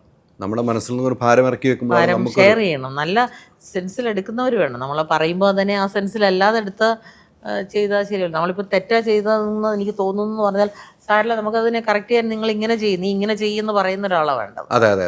അങ്ങനെയുള്ളവരാണല്ലോ റിയൽ ഫ്രണ്ട്സ്. അപ്പോഴേ നമുക്ക് വിശ്വാസം കൂടും. അത്ര ഇനി ഇപ്പോൾ ഡാഡിയുടെ കാര്യം പറഞ്ഞപ്പോൾ പപ്പയുടെ കാര്യം പറഞ്ഞ ഒരു കാര്യം ഞാൻ ചോദിക്കുകയാണ്. പപ്പ പറഞ്ഞൊരു കാര്യം, നമ്മൾ സ്വന്തം മനസ്സാക്ഷിയോടും നമ്മുടെ ഹസ്ബൻഡിൻ്റെ അടുത്തുമാണ് നമ്മൾ വേറൊരു വാക്ക് ഉപയോഗിച്ച ഡാഡി പറഞ്ഞെന്ന് പറഞ്ഞു. അത് പ്രേക്ഷകർക്ക് മനസ്സിലായിട്ട്. അപ്പം പപ്പ ഇത് പറയണമെങ്കിൽ മോളിനോടുള്ളൊരു വിശ്വാസത അല്ലേ, മക്കളോടുള്ള വിശ്വാസം, ഞാൻ വളർത്തിയ എൻ്റെ മക്കൾ ഇതാണ് എന്ന് പപ്പ പല ആളുകളും പറഞ്ഞിട്ടുണ്ടാവും. അങ്ങനെ നമ്മുടെ കുടുംബങ്ങളുണ്ട്, നമ്മൾ കുടുംബങ്ങൾ ഒത്തുകൂടുന്ന സമയത്തൊക്കെ അഭിമാനത്തോടുകൂടി നിൽക്കാൻ കഴിയുന്നില്ല ഇപ്പോൾ? തീർച്ചയായിട്ടും 100%. അതാ ഞാൻ മുമ്പേ ഒരു ഇൻ്റർവ്യൂവിൽ ഞാൻ പറഞ്ഞു, നാളെ ആരോടോ ഒരു സാച്ചുറേഷൻ പോയിൻ്റ് ഉണ്ട് ഒരാളെ കല്ലെറിയുന്നതിന്. കല്ലെറിഞ്ഞ് തളരുന്നില്ലെന്ന് വന്നാൽ എന്ത് ചെയ്യാൻ പറ്റും? പിന്നെ അവനെ ഉപേക്ഷിച്ചിട്ട് അടുത്ത ആളെ കല്ലെറിയാൻ പൊക്കോളും. ആ സാച്ചുറേഷൻ പോയിന്റിൽ നമ്മൾ എത്തണം. ആ പോയിന്റിൽ എത്തുമ്പോൾ ഒരു സന്തോഷമുണ്ട്. ആ സന്തോഷമാണ് ഞാനിപ്പോൾ അനുഭവിക്കുന്നത്. എന്നുവെച്ചാൽ എനിക്ക് എത്ര ആരൊക്കെ എന്തൊക്കെ ചെയ്താലും എനിക്കത് യേശുന്നില്ല എന്നുണ്ടെങ്കിൽ, നമ്മൾ ചുമ്മാ ഒരു എന്നാ പറയുക, ഒരു ഭിത്തിയിലോട്ട് ചുമ്മാ ഇങ്ങനെ എറിഞ്ഞുകൊണ്ടിരുന്നാൽ ആ ഭിത്തിക്ക് അതിനൊരു പ്രശ്നമില്ലെങ്കിൽ നമ്മൾ ഏറ് നിർത്തില്ലേ? അല്ലെ അവൻ മെൻ്റലായിരിക്കണം. അങ്ങനെയുള്ളവർ നിർത്തിയിട്ട് അടുത്ത ആളെ എറിയാൻ പോകണം. ആ സാച്ചുറേഷൻ ലെവലിൽ എത്തുന്ന ഒരു സാറ്റിസ്ഫാക്ഷൻ എന്ന് പറയുന്നത് അത് ഭയങ്കര. എന്നുവെച്ചാൽ അതിന് മുന്നേ നമ്മൾ ഒത്തിരി ഈ എയർ കൊണ്ടിട്ട് സങ്കടം വിഷമങ്ങളൊക്കെ വന്നതുകൊണ്ട് എനിക്കതൊരു പ്രശ്നമേ അല്ല ഇപ്പം. അപ്പം ആ എയറൊക്കെ നിർത്തി. എറിയുന്നവരുണ്ടാവും, പക്ഷെ ഞാൻ അറിയിക്കൊണ്ടേയിരിക്കട്ടെ, അവരെറിയട്ടെ. അവരെറിയുമ്പോൾ നമുക്ക് ഒന്നും കൂടെ ഉണർവ് വരും, അത്രേ ഉള്ളൂ. അപ്പം ഞാൻ പറഞ്ഞു ജപ്പാൻകാരുടെ സ്വഭാവം തുടങ്ങും, വർക്ക് ചെയ്യും, കൂടുതൽ വർക്ക് ചെയ്യും. ഇപ്പോൾ സ്റ്റാഫുകൾ പല മേഖലയിൽ നിന്നുള്ളവരായിരിക്കും അല്ലേ? ഒരു സ്ഥാപനം എന്ന് പറയുമ്പോൾ സ്റ്റാഫുകളാണ് നമ്മളെ ചേർത്ത് വിടുന്നത്. ഒരു സ്റ്റാഫാണ് ഏറ്റവും നമുക്ക് വേണ്ടത്. ആ സ്റ്റാഫുകൾ പല മേഖലയിൽ നിന്ന് വരുന്ന പല സ്വഭാവക്കാരായിരിക്കും അല്ലേ? ഇവരെ ഒന്ന് ഏകീകരിച്ചെടുക്കണമെങ്കിൽ ഒത്തിരി പണിപ്പെടേണ്ടതായി വരുമെന്ന് എനിക്ക് തോന്നുന്നു. ഗ്രൂം ചെയ്യുക എന്ന് പറഞ്ഞാൽ ഭയങ്കര ഒന്നുമില്ല. നമ്മൾ അവരെ സ്റ്റാഫായിട്ട് കാണാതിരുന്നാൽ മതി. ഞാൻ ആക്ച്വലി നമ്മുടെ സ്റ്റാഫ് കൊറോണ സമയത്തൊക്കെ എല്ലാവരുടെ സാലറി കട്ട് ചെയ്തില്ലേ, 30% കട്ട് ചെയ്തു, 40% കട്ട് ചെയ്തു, സാലറി കൊടുക്കാതിരുന്നു ആ മാസങ്ങളിലൊക്കെ. പക്ഷെ ഞാൻ ആലോചിക്കുമായിരുന്നു, അവർ നമ്മുടെ കൂടെ അല്ലേ ഇത്രയും വർഷം ജീവിച്ചത്, നമുക്ക് ഉണ്ടാക്കി തന്ന ഞാൻ ഉണ്ടാക്കിയെടുത്ത ആ പ്രോഫിറ്റ്, അവർ ചെയ്ത ജോലിയിൽ നിന്നുണ്ടാക്കിയ പ്രോഫിറ്റ്, അതെൻ്റെ ബാങ്കിൽ അക്കൗണ്ടിലുണ്ടല്ലോ. അപ്പോൾ അവരെ തിരിച്ച് അവർക്ക് വേറെ പണിയില്ല. അവരെല്ലാം അറിയാമല്ലോ, സെയിൽസ് ഗേൾസ് അല്ലെങ്കിൽ അങ്ങനെയുള്ളവരെന്നൊക്കെ പറഞ്ഞ് ചെറിയ വരുമാനത്തിൽ ജീവിക്കുന്നവർ. അവർക്ക് എങ്ങനെയാണ് അവർ ജീവിക്കുന്നത് പിന്നെ സാലറി കൊടുക്കാതെ? അപ്പോൾ അവരുണ്ടാക്കി തന്നതിൻ്റെ ഒരു വീതം അവർ അർഹതപ്പെട്ടതാണ്. എല്ലാവർക്കും തന്നെ സാലറി കൊടുത്തു. എല്ലാവർക്കും തന്നെ അതല്ലാതെ 30% കട്ട് ചെയ്യുന്നതിന് പകരം എൻ്റെ പേഴ്സിൽ നിന്ന് എടുത്തിട്ട് പൈസ കൊടുത്തു. എന്നു വെച്ചാൽ വൈകുന്നേരം വന്നിട്ട് അരിയും പയറും ഗവൺമെൻറ് കൊടുത്തു. പിള്ളേർ ബിസ്ക്കറ്റും പാലും ഒക്കെ കഴിച്ച പിള്ളേർക്ക് ഈ അരിയും പയറും വെച്ച് കൊടുത്താൽ പറ്റില്ല. അപ്പോൾ അവർക്ക് വേണ്ടത് ഇതാണെന്ന് അവർ സങ്കടത്തോടുകൂടി പറയുന്നതിന് മുമ്പേ അറിഞ്ഞ് നമ്മൾ കൊടുക്കണം. അപ്പോഴാണ് അവർക്ക് ആ ഒരു സ്നേഹം അല്ലെ ആത്മാർത്ഥത വരിക. അത് 100% എനിക്കറിയാം. എൻ്റെ സ്റ്റാഫ് അതിനകത്ത് 100% ഹാപ്പിയാണ്. അത്തരമൊരു സ്റ്റാഫുകൾ ഉണ്ടെങ്കിലാണ് ഒരു വിജയം ഉണ്ടാകുള്ളൂ. അത്രേ ഉള്ളൂ. നമ്മുടെ കൂടപ്പിറപ്പ് പോലെ എനിക്കൊരു പേടിയേ ഇല്ല ഇവിടെ ബിസിനസ് വരുമോ ഇല്ലയോ എന്നുള്ള ടെൻഷനില്ല. പക്ഷെ എൻ്റെ സ്റ്റാഫ് അതുപോലെയാണ്. എൻ്റെ സ്റ്റാഫ് രാവിലെ മുതൽ എല്ലാ ദിവസവും ഒരു 3-4 മാസമായിട്ട് അടുപ്പിച്ച് ഈ കടയ്ക്ക് വേണ്ടി നിയോഗം വെച്ച് പള്ളിയിൽ പോയി പ്രാർത്ഥിക്കുന്ന സ്റ്റാഫുകളുണ്ട്. നേർച്ച പോയ സ്റ്റാഫുകളുണ്ട്. ഇന്നലെ ഇവിടെ ആദ്യത്തെ സാരി കയറ്റി വെക്കുമ്പം എൻ്റെ കൂടെ ഉണ്ടായിരുന്നൊരു സ്റ്റാഫ്, സീനിയർ സ്റ്റാഫാണ്. പുള്ളിക്കാരത്തിൻ്റെ കയ്യിലാണ് പ്രാർത്ഥിച്ചിട്ട് ഞാനൊരു സാരി കൊടുത്തത്. പുള്ളിക്കാരിയാണ് ആദ്യം എടുത്ത് വെച്ചത്. ഞാനോ ഹസ്ബൻഡോ മക്കളോ മാനേജറോ ആരുമല്ല. നമ്മുടെ മെയിനായിട്ട് നമ്മുടെ പട്ടുസാരി വിറ്റുകൊണ്ടിരുന്നത് 2010 തുടങ്ങി വിൽക്കാൻ വന്നപ്പം മുതലുണ്ടായിരുന്നൊരു സ്റ്റാഫുണ്ട്. പുള്ളിക്കാരിയെ കൊണ്ടാണ് ആ സാരി വെപ്പിച്ചത്. So that privilege we have to give. ആ പ്രിവിലേജാണ് അനുഗ്രഹമായിട്ട് ബ്ലെസ്സിങ് ആയിട്ട് മാറുന്നത്, നമ്മൾ കൊടുക്കുന്ന പ്രിവിലേജ്. അത് സ്റ്റാഫ് അപ്പോൾ എത്രത്തോളം അവരുടെ ആത്മാർത്ഥത ഉണ്ടാവണം, അത്ര ആത്മാർത്ഥത ഉണ്ട്. ഞങ്ങളുടെ പിള്ളേർക്ക് അങ്ങനെയാണ്. നമ്മുടെ സ്റ്റാഫ് എന്ന് പറയുന്നത് അതാണ്. ഒത്തിരി ചെറുപ്പക്കാർ പിള്ളേരല്ല, കുറച്ച് ഏജ്ഡ് ആയിട്ടുള്ളവരെ നമ്മൾ വെച്ചേക്കുന്നത്. യങ്സ്റ്റേഴ്സും ഉണ്ട്. യങ്സ്റ്റേഴ്സ് വരുന്നവർ നല്ല കുറച്ച് നാൾ കഴിയുമ്പം അവർ ആ രീതിയിലേക്ക് വരും, പിള്ളേരുടെ രീതിയിലേക്ക് ഗ്രൂം ചെയ്ത് വരും. എനിക്കൊന്ന് വീട്ടിൽ ജീവിക്കുമ്പം പപ്പ വാങ്ങിത്തന്ന സാരികൾ അല്ലേ, ഈ പറഞ്ഞ പോലെ മന്ത്രകൂടി വാങ്ങിത്തന്നു. സ്വന്തമായിട്ട് നമ്മൾ ആദ്യം വാങ്ങിയ സാരി എവിടെ നിന്നായിരുന്നു? ഞാൻ കോട്ടയത്തു നിന്നാണ് വാങ്ങിയത്. കോട്ടയം പാർത്താസ് എന്ന് പറഞ്ഞ കടയാണെന്നുള്ളത്. കോട്ടയം അന്നത്തെ കാലത്ത് കോട്ടയം പാർത്താസിൽ നിന്ന് ഞാനൊരു ബിന്നി സിൽക്ക് സാരി വാങ്ങിക്കുന്നത് ഞാൻ ഓർക്കുന്നുണ്ട്. ഒരു ബ്ലൂ കളർ ആ സാരി. ഞങ്ങൾ കോട്ടയത്ത് അന്നൊന്ന് ഷോപ്പിങ്ങിന് പോകുന്നത്. അപ്പോൾ അവിടെ നിന്നൊരു ബിന്നി സിൽക്ക് സാരി എന്ന് ആദ്യമായിട്ട് സ്വന്തമായിട്ട് വാങ്ങിക്കുന്നത്. സ്വന്തം എന്ന് വെച്ചാൽ എൻ്റെ പൈസക്കല്ല, എൻ്റെ ഫാദർ സാരി അന്ന് അവിടുന്ന് നമ്മൾ സെലക്ട് ചെയ്ത് വാങ്ങുന്നത്. അത്തരമൊരു സാരി വാങ്ങണമെന്ന് അന്ന് തോന്നാനുള്ള കാരണം എന്തായിരിക്കും? ആ സാരിയുടെ പ്രത്യേകത അന്ന് എന്തായിരുന്നു? അന്ന് ആ കളർ കണ്ടിട്ട് ഇഷ്ടപ്പെട്ട. കളർ ഭയങ്കര ബ്രൈറ്റ് ഇൻഡിഗോ ബ്ലൂ. അതുപോലെ അതിൻ്റെ ഫോള് നല്ല ഒഴുകിക്കിടക്കും, നല്ല ഉടുക്കാൻ നല്ല സുഖമാണ്. അത് കണ്ടിട്ട് വാങ്ങിച്ച സാരിയാണ്. പക്ഷെ അത് ഇന്നും ഫാഷനാണ്. ഏറ്റവും ഇഷ്ട കളർ എന്താണ്? എൻ്റെ കളർ എനിക്ക് ഏറ്റവും ഇഷ്ടം ബ്ലാക്കാണ്. ബ്ലാക്ക് അല്ലേ ഓഫ് വൈറ്റ്, ഈ 2 കളറാണ് ഏറ്റവും ഇഷ്ടം. തന്നെ യെല്ലോ ഇഷ്ടം. ബ്ലാക്കിനോടുള്ള പ്രിയം വരാൻ അറിയില്ല, ഒരിഷ്ടം അതേ ഉള്ളൂ. പിന്നെ ബ്ലാക്ക് എന്ന് പറയുമ്പോൾ എല്ലാവർക്കും ചേരും. പിന്നെ ബ്ലാക്ക് കൊടുത്താൽ നോർമലി നമ്മൾ സ്ലിം ആയിട്ട് തോന്നും. പിന്നെ ബ്ലാക്കിന് ഉള്ള പ്രത്യേകതകളോ, ബ്ലാക്കിൻ്റെ പ്രത്യേകത എന്ന് പറഞ്ഞാൽ ബ്ലാക്ക് എവിടെയും ഉടുക്കാം. മരിച്ച വീട്ടിൽ ഉടുക്കാം, കല്യാണത്തിന് ഉടുക്കാം, ഏത് ഫംഗ്ഷന് പോയാലും ബ്ലാക്ക് ഉടുക്കാം. കൂടുതലും എനിക്കൊന്ന് ബ്ലാക്ക്, എനിക്ക് എൻ്റെ ഇഷ്ടം ബ്ലാക്ക് എന്നുള്ള ആ കളറിനോട് തന്നെയുള്ള ഇഷ്ടമാണ്. നമ്മൾ ഓരോ ഡ്രസ്സുകൾ എടുക്കുമ്പോൾ ഹസ്ബൻഡ് എടുത്ത് ചോദിക്കോ, ഞാൻ എടുത്തിരുന്ന സാരി അങ്ങനെ ഉണ്ടാവും? ചോദിക്കാറുണ്ട്. ആദ്യമൊക്കെ ചോദിക്കുമായിരുന്നു. ആദ്യം ചോദിക്കാറുണ്ട്. ഇപ്പം ചോദിക്കാറൊന്നുമില്ല. ആദ്യം ചോദിക്കുമ്പോൾ എന്ത് പറയായിരുന്നു? അപ്പോൾ നല്ലതാണെന്ന് പറയാം, അല്ലെങ്കിൽ മോശം മാറി വേറെ എടുക്കാൻ പറയും. പക്ഷെ ഞാനങ്ങനെ മോശം സാരി ഉടുത്തിട്ട് ചോദിക്കാറില്ല. ഞാനങ്ങനെ മോശം സാരി ഉടുത്തിട്ട് വടി കൊടുത്ത് അടി വാങ്ങിക്കേണ്ട ആവശ്യമില്ലല്ലോ. അതുകൊണ്ട് ഞാൻ നന്നായിട്ട് ഡ്രസ്സപ്പ് ചെയ്തിട്ട് നന്നായിട്ടുണ്ടോ എന്ന് ചോദിക്കും. ഹസ്ബൻഡിനുള്ള ഡ്രസ്സുകളുടെ സെലക്ഷനിലെ കാര്യം എങ്ങനെയാണ്? ഞാൻ തന്നെ സെലക്ട് ചെയ്യണം. ഇപ്പം ഞാൻ 1-2 ബ്രാൻഡ് കണ്ടുപിടിച്ച് കൊടുത്തിട്ടുണ്ട്. ശാന്തനു, നിഖിൽ, അങ്ങനെ കുറച്ച് ഡിസൈനേഴ്സ് ഉണ്ട്. അവരുടെ അപ്പോൾ പുള്ളി ഇപ്പോൾ അവിടുന്ന് കറക്റ്റായിട്ട് നോക്കി ഓൺലൈനിൽ വാങ്ങിക്കും. ഓൺലൈനിലും അല്ല വിളിച്ച് എന്തോ കണക്ട് ചെയ്താൽ അങ്ങനത്തെ ഷർട്ടായി ഇടാറുള്ളൂ. മക്കൾ എന്ത് പറയാറുണ്ട് സെലക്ഷൻ്റെ കാര്യത്തിൽ? മക്കളൊക്കെ ഓക്കെ. എൻ്റെ മോള് ഡൽഹി നിഫ്റ്റിയിൽ നിന്ന് പാസ് ഔട്ടായ കുട്ടിയാണ്. അവള് വലിയ കല്യാണം കഴിഞ്ഞാൽ അവിടെ തന്നെയാണ്. പക്ഷെ എന്നാലും ഇപ്പോഴും ഒരു സാരി എടുക്കണമെങ്കിലോ ഡ്രസ്സ് എടുക്കണമെങ്കിലോ അമ്മ തന്നെ, എൻ്റെ അഭിപ്രായം ഫൈനൽ കിട്ടണം, എന്നാലും എടുക്കുള്ളൂ. ഭാഗ്യത്തിന് മരുമോൾ വന്നിട്ടുണ്ട്, മോൻ്റെ വൈഫ്. അവൾ എൻ്റെ അതേ ടേസ്റ്റിൽ തന്നെയുള്ള ഒരാളാണ്. അപ്പോൾ അതുകൊണ്ട് നമുക്ക് ടെൻഷനില്ല. 2 കുട്ടികളാണ്? 2 പേര്, മോനും മോളും. അതോടൊപ്പം തന്നെ വേറെ പ്രധാനപ്പെട്ട കാര്യമാണ് ഈ സാരി ഇപ്പോൾ പൊതുവെ ആളുകൾ ഉടുത്തുന്നത് കുറയുന്നുണ്ട്. കല്യാണങ്ങൾ അങ്ങനെ വലിയ ഫംഗ്ഷനാണ്, മറ്റ് ചുരിദാറുകളിലൊക്കെ പോകുന്നുണ്ട്. ആ ഒരു പണ്ടൊക്കെ സാരിയാണ്, ഒരു കല്യാണത്തിന് ഒരു സാരി ഉടുത്തവരെ മാത്രമേ നമുക്ക് കാണാൻ കഴിയുള്ളൂ. ചുരിദാറിട്ടവരൊന്നും കാണാനില്ല, സാരി മാത്രമാണ്. അപ്പോൾ ഭയങ്കര രസമാണ്, അവർ നിൽക്കുന്ന കാണുമ്പോൾ തന്നെ നമുക്ക് നല്ലൊരു സന്തോഷം വരും. അതിൽ നിന്നൊരു മാറാനൊരു കാരണം എന്തായിരുന്നു ചിന്തിച്ചിട്ടുണ്ടോ? ആക്ച്വലി കൊറോണ ഭയങ്കര എഫക്റ്റീവായിരുന്നു. കൊറോണ സമയത്ത് എന്ന് വെച്ചാൽ സ്കൂളില്ല, അമ്പലങ്ങളില്ല, പള്ളികളില്ല. ഡെയിലി വെയർ സാരികളുടെ വിൽപ്പനയെ ഭയങ്കരമായിട്ട് കുറഞ്ഞായിരുന്നു.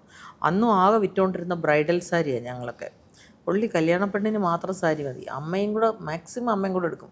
ആകെ 4 പേര് 5 പേരോ കല്യാണത്തിന് പോകുമ്പം ഇത് മാത്രം മതിയല്ലോ. അതിനകത്തൊരു സെക്കൻഡ് പാർട്ടും ഉണ്ട്. എനിക്ക് മില്ലനി കണ്ടൊരു പ്രത്യേകത. രണ്ടാമത്തെ ഓപ്ഷൻ വന്നത് എന്തായാലും കൊറോണയാണ്, ചിലവൊന്നുമില്ല, 4 പേരേ ഉള്ളൂ കല്യാണത്തിന്, അല്ലെങ്കിൽ 10 പേരെ കല്യാണത്തിനുള്ളൂ. എന്നാൽ പിന്നെ മന്ത്രോട് ഇച്ചിരി നല്ലതെടുക്കാം, നമുക്ക് കൂടിയതെടുക്കാം. ചില ആൾക്കാരുടെ കോൺസെപ്റ്റ് എങ്ങനെയാണെന്ന് വെച്ചാൽ കൊറോണയിൽ ആരും ഇല്ലല്ലോ, നമുക്കൊരു 10,000 രൂപയുടെ സാരി എടുത്താൽ പോരുന്നു. പക്ഷേ ഞാൻ കണ്ടത്, മില്ലനി കണ്ടത് തിരിച്ചാണ്. അവർ പറയുന്നത് ഒരു ചിലവില്ലല്ലോ, എന്നാൽ പിന്നെ നല്ല പട്ടുസാരി എടുക്കാൻ പാടില്ല കല്യാണത്തിന്.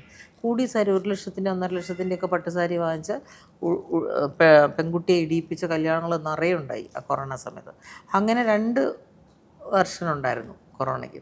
അങ്ങനെയാണ് സാരികളുടെ, ആ കൊറോണ സമയത്താണ് സാരികളുടെ കുറഞ്ഞത്. പക്ഷേ അത് കഴിഞ്ഞ് പിന്നെ അത് മാറി വന്നു.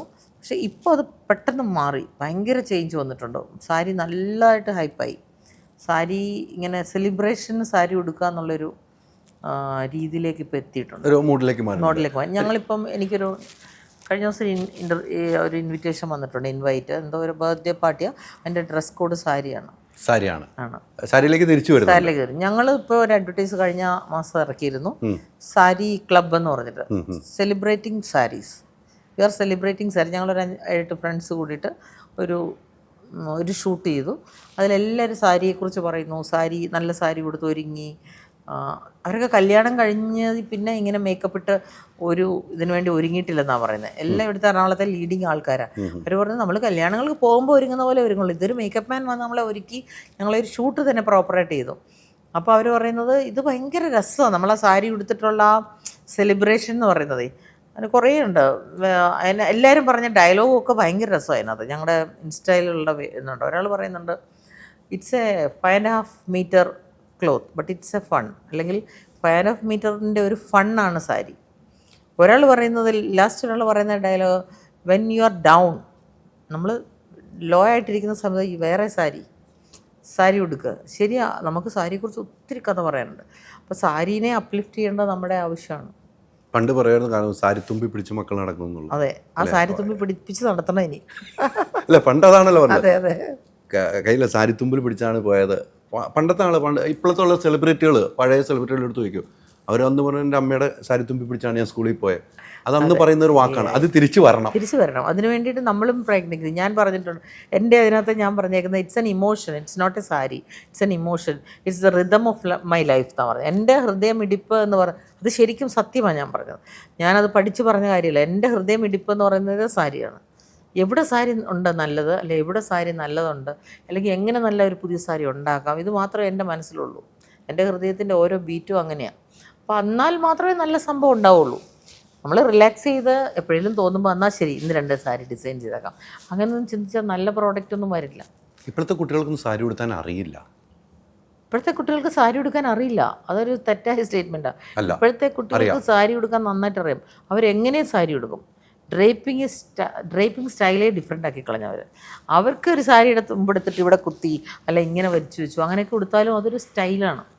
ആ സാരികൾ, ആ ഉടുക്കുന്ന സാരിക്കും ഒരു രസമുണ്ട്. ആ സാരിക്കും രസമില്ലേ. നമ്മളിപ്പോൾ നോക്കുമ്പം ഫാഷൻ എന്ന് പറയുന്നത്, സാരി എന്ന് പറഞ്ഞാൽ ഇങ്ങനെ പ്ലീറ്റ് ചെയ്ത് കൊടുത്ത് ഇരിക്കുന്നത് മാത്രമല്ല ഫാഷൻ എന്ന് പറഞ്ഞാൽ ആ സാരീനെ നമ്മുടെ ബോഡി എക്സ്പോസ് ചെയ്യാതെ, അവർക്ക് വൃത്തികേടില്ല, അതായത് നമ്മൾ കാണുന്നവരിൽ വൃത്തികേടുണ്ടാവാതെ എങ്ങനെയാണ് സാരി ഡ്രേപ്പ് ചെയ്ത് വൃത്തിയാക്കാമെന്ന് പറയുന്നതാണ് ഫാഷൻ. അങ്ങനെ ചെയ്യുന്ന പിള്ളേർ സ്മാർട്ട് കുട്ടികളെ. ഇപ്പോഴത്തെ മലയാളിയുടെ ഫാഷൻ സെൻസ് എന്ന് പറയുന്നത് കോമ്പീറ്റ് ചെയ്യാൻ ആരും ഉണ്ടാവില്ല, അതുപോലെ ഫാഷൻ സെൻസിബിളാണ്.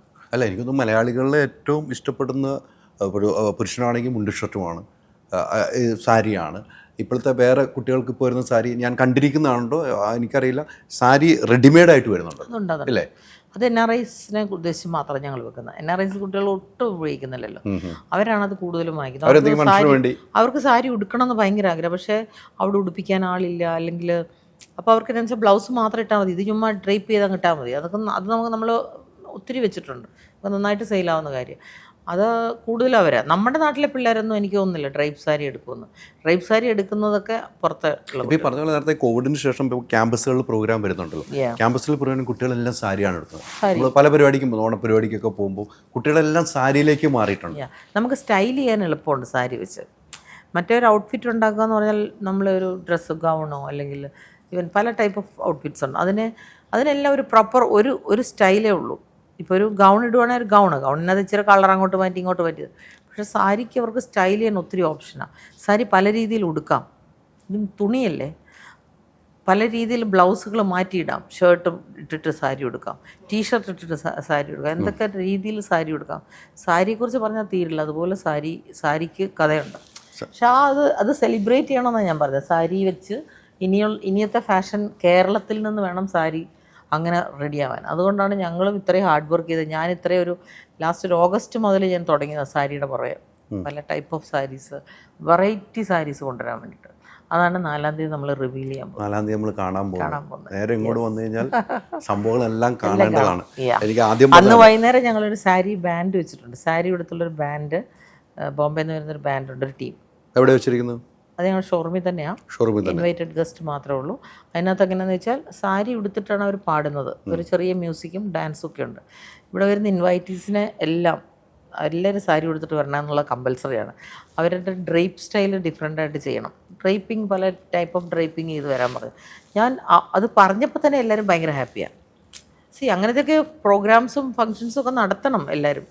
അപ്പം നമുക്കിങ്ങനെ ഒരു ഒക്കേഷൻ വന്നതുകൊണ്ട് നടത്താൻ പറ്റി. അങ്ങനെ ചെയ്യാൻ പറ്റുന്നവർ പോലും അത് ചെയ്യാതിരിക്കുന്നുണ്ട്. അങ്ങനെ ചെയ്ത് സാരീനെ സെലിബ്രേറ്റ് ചെയ്യണം.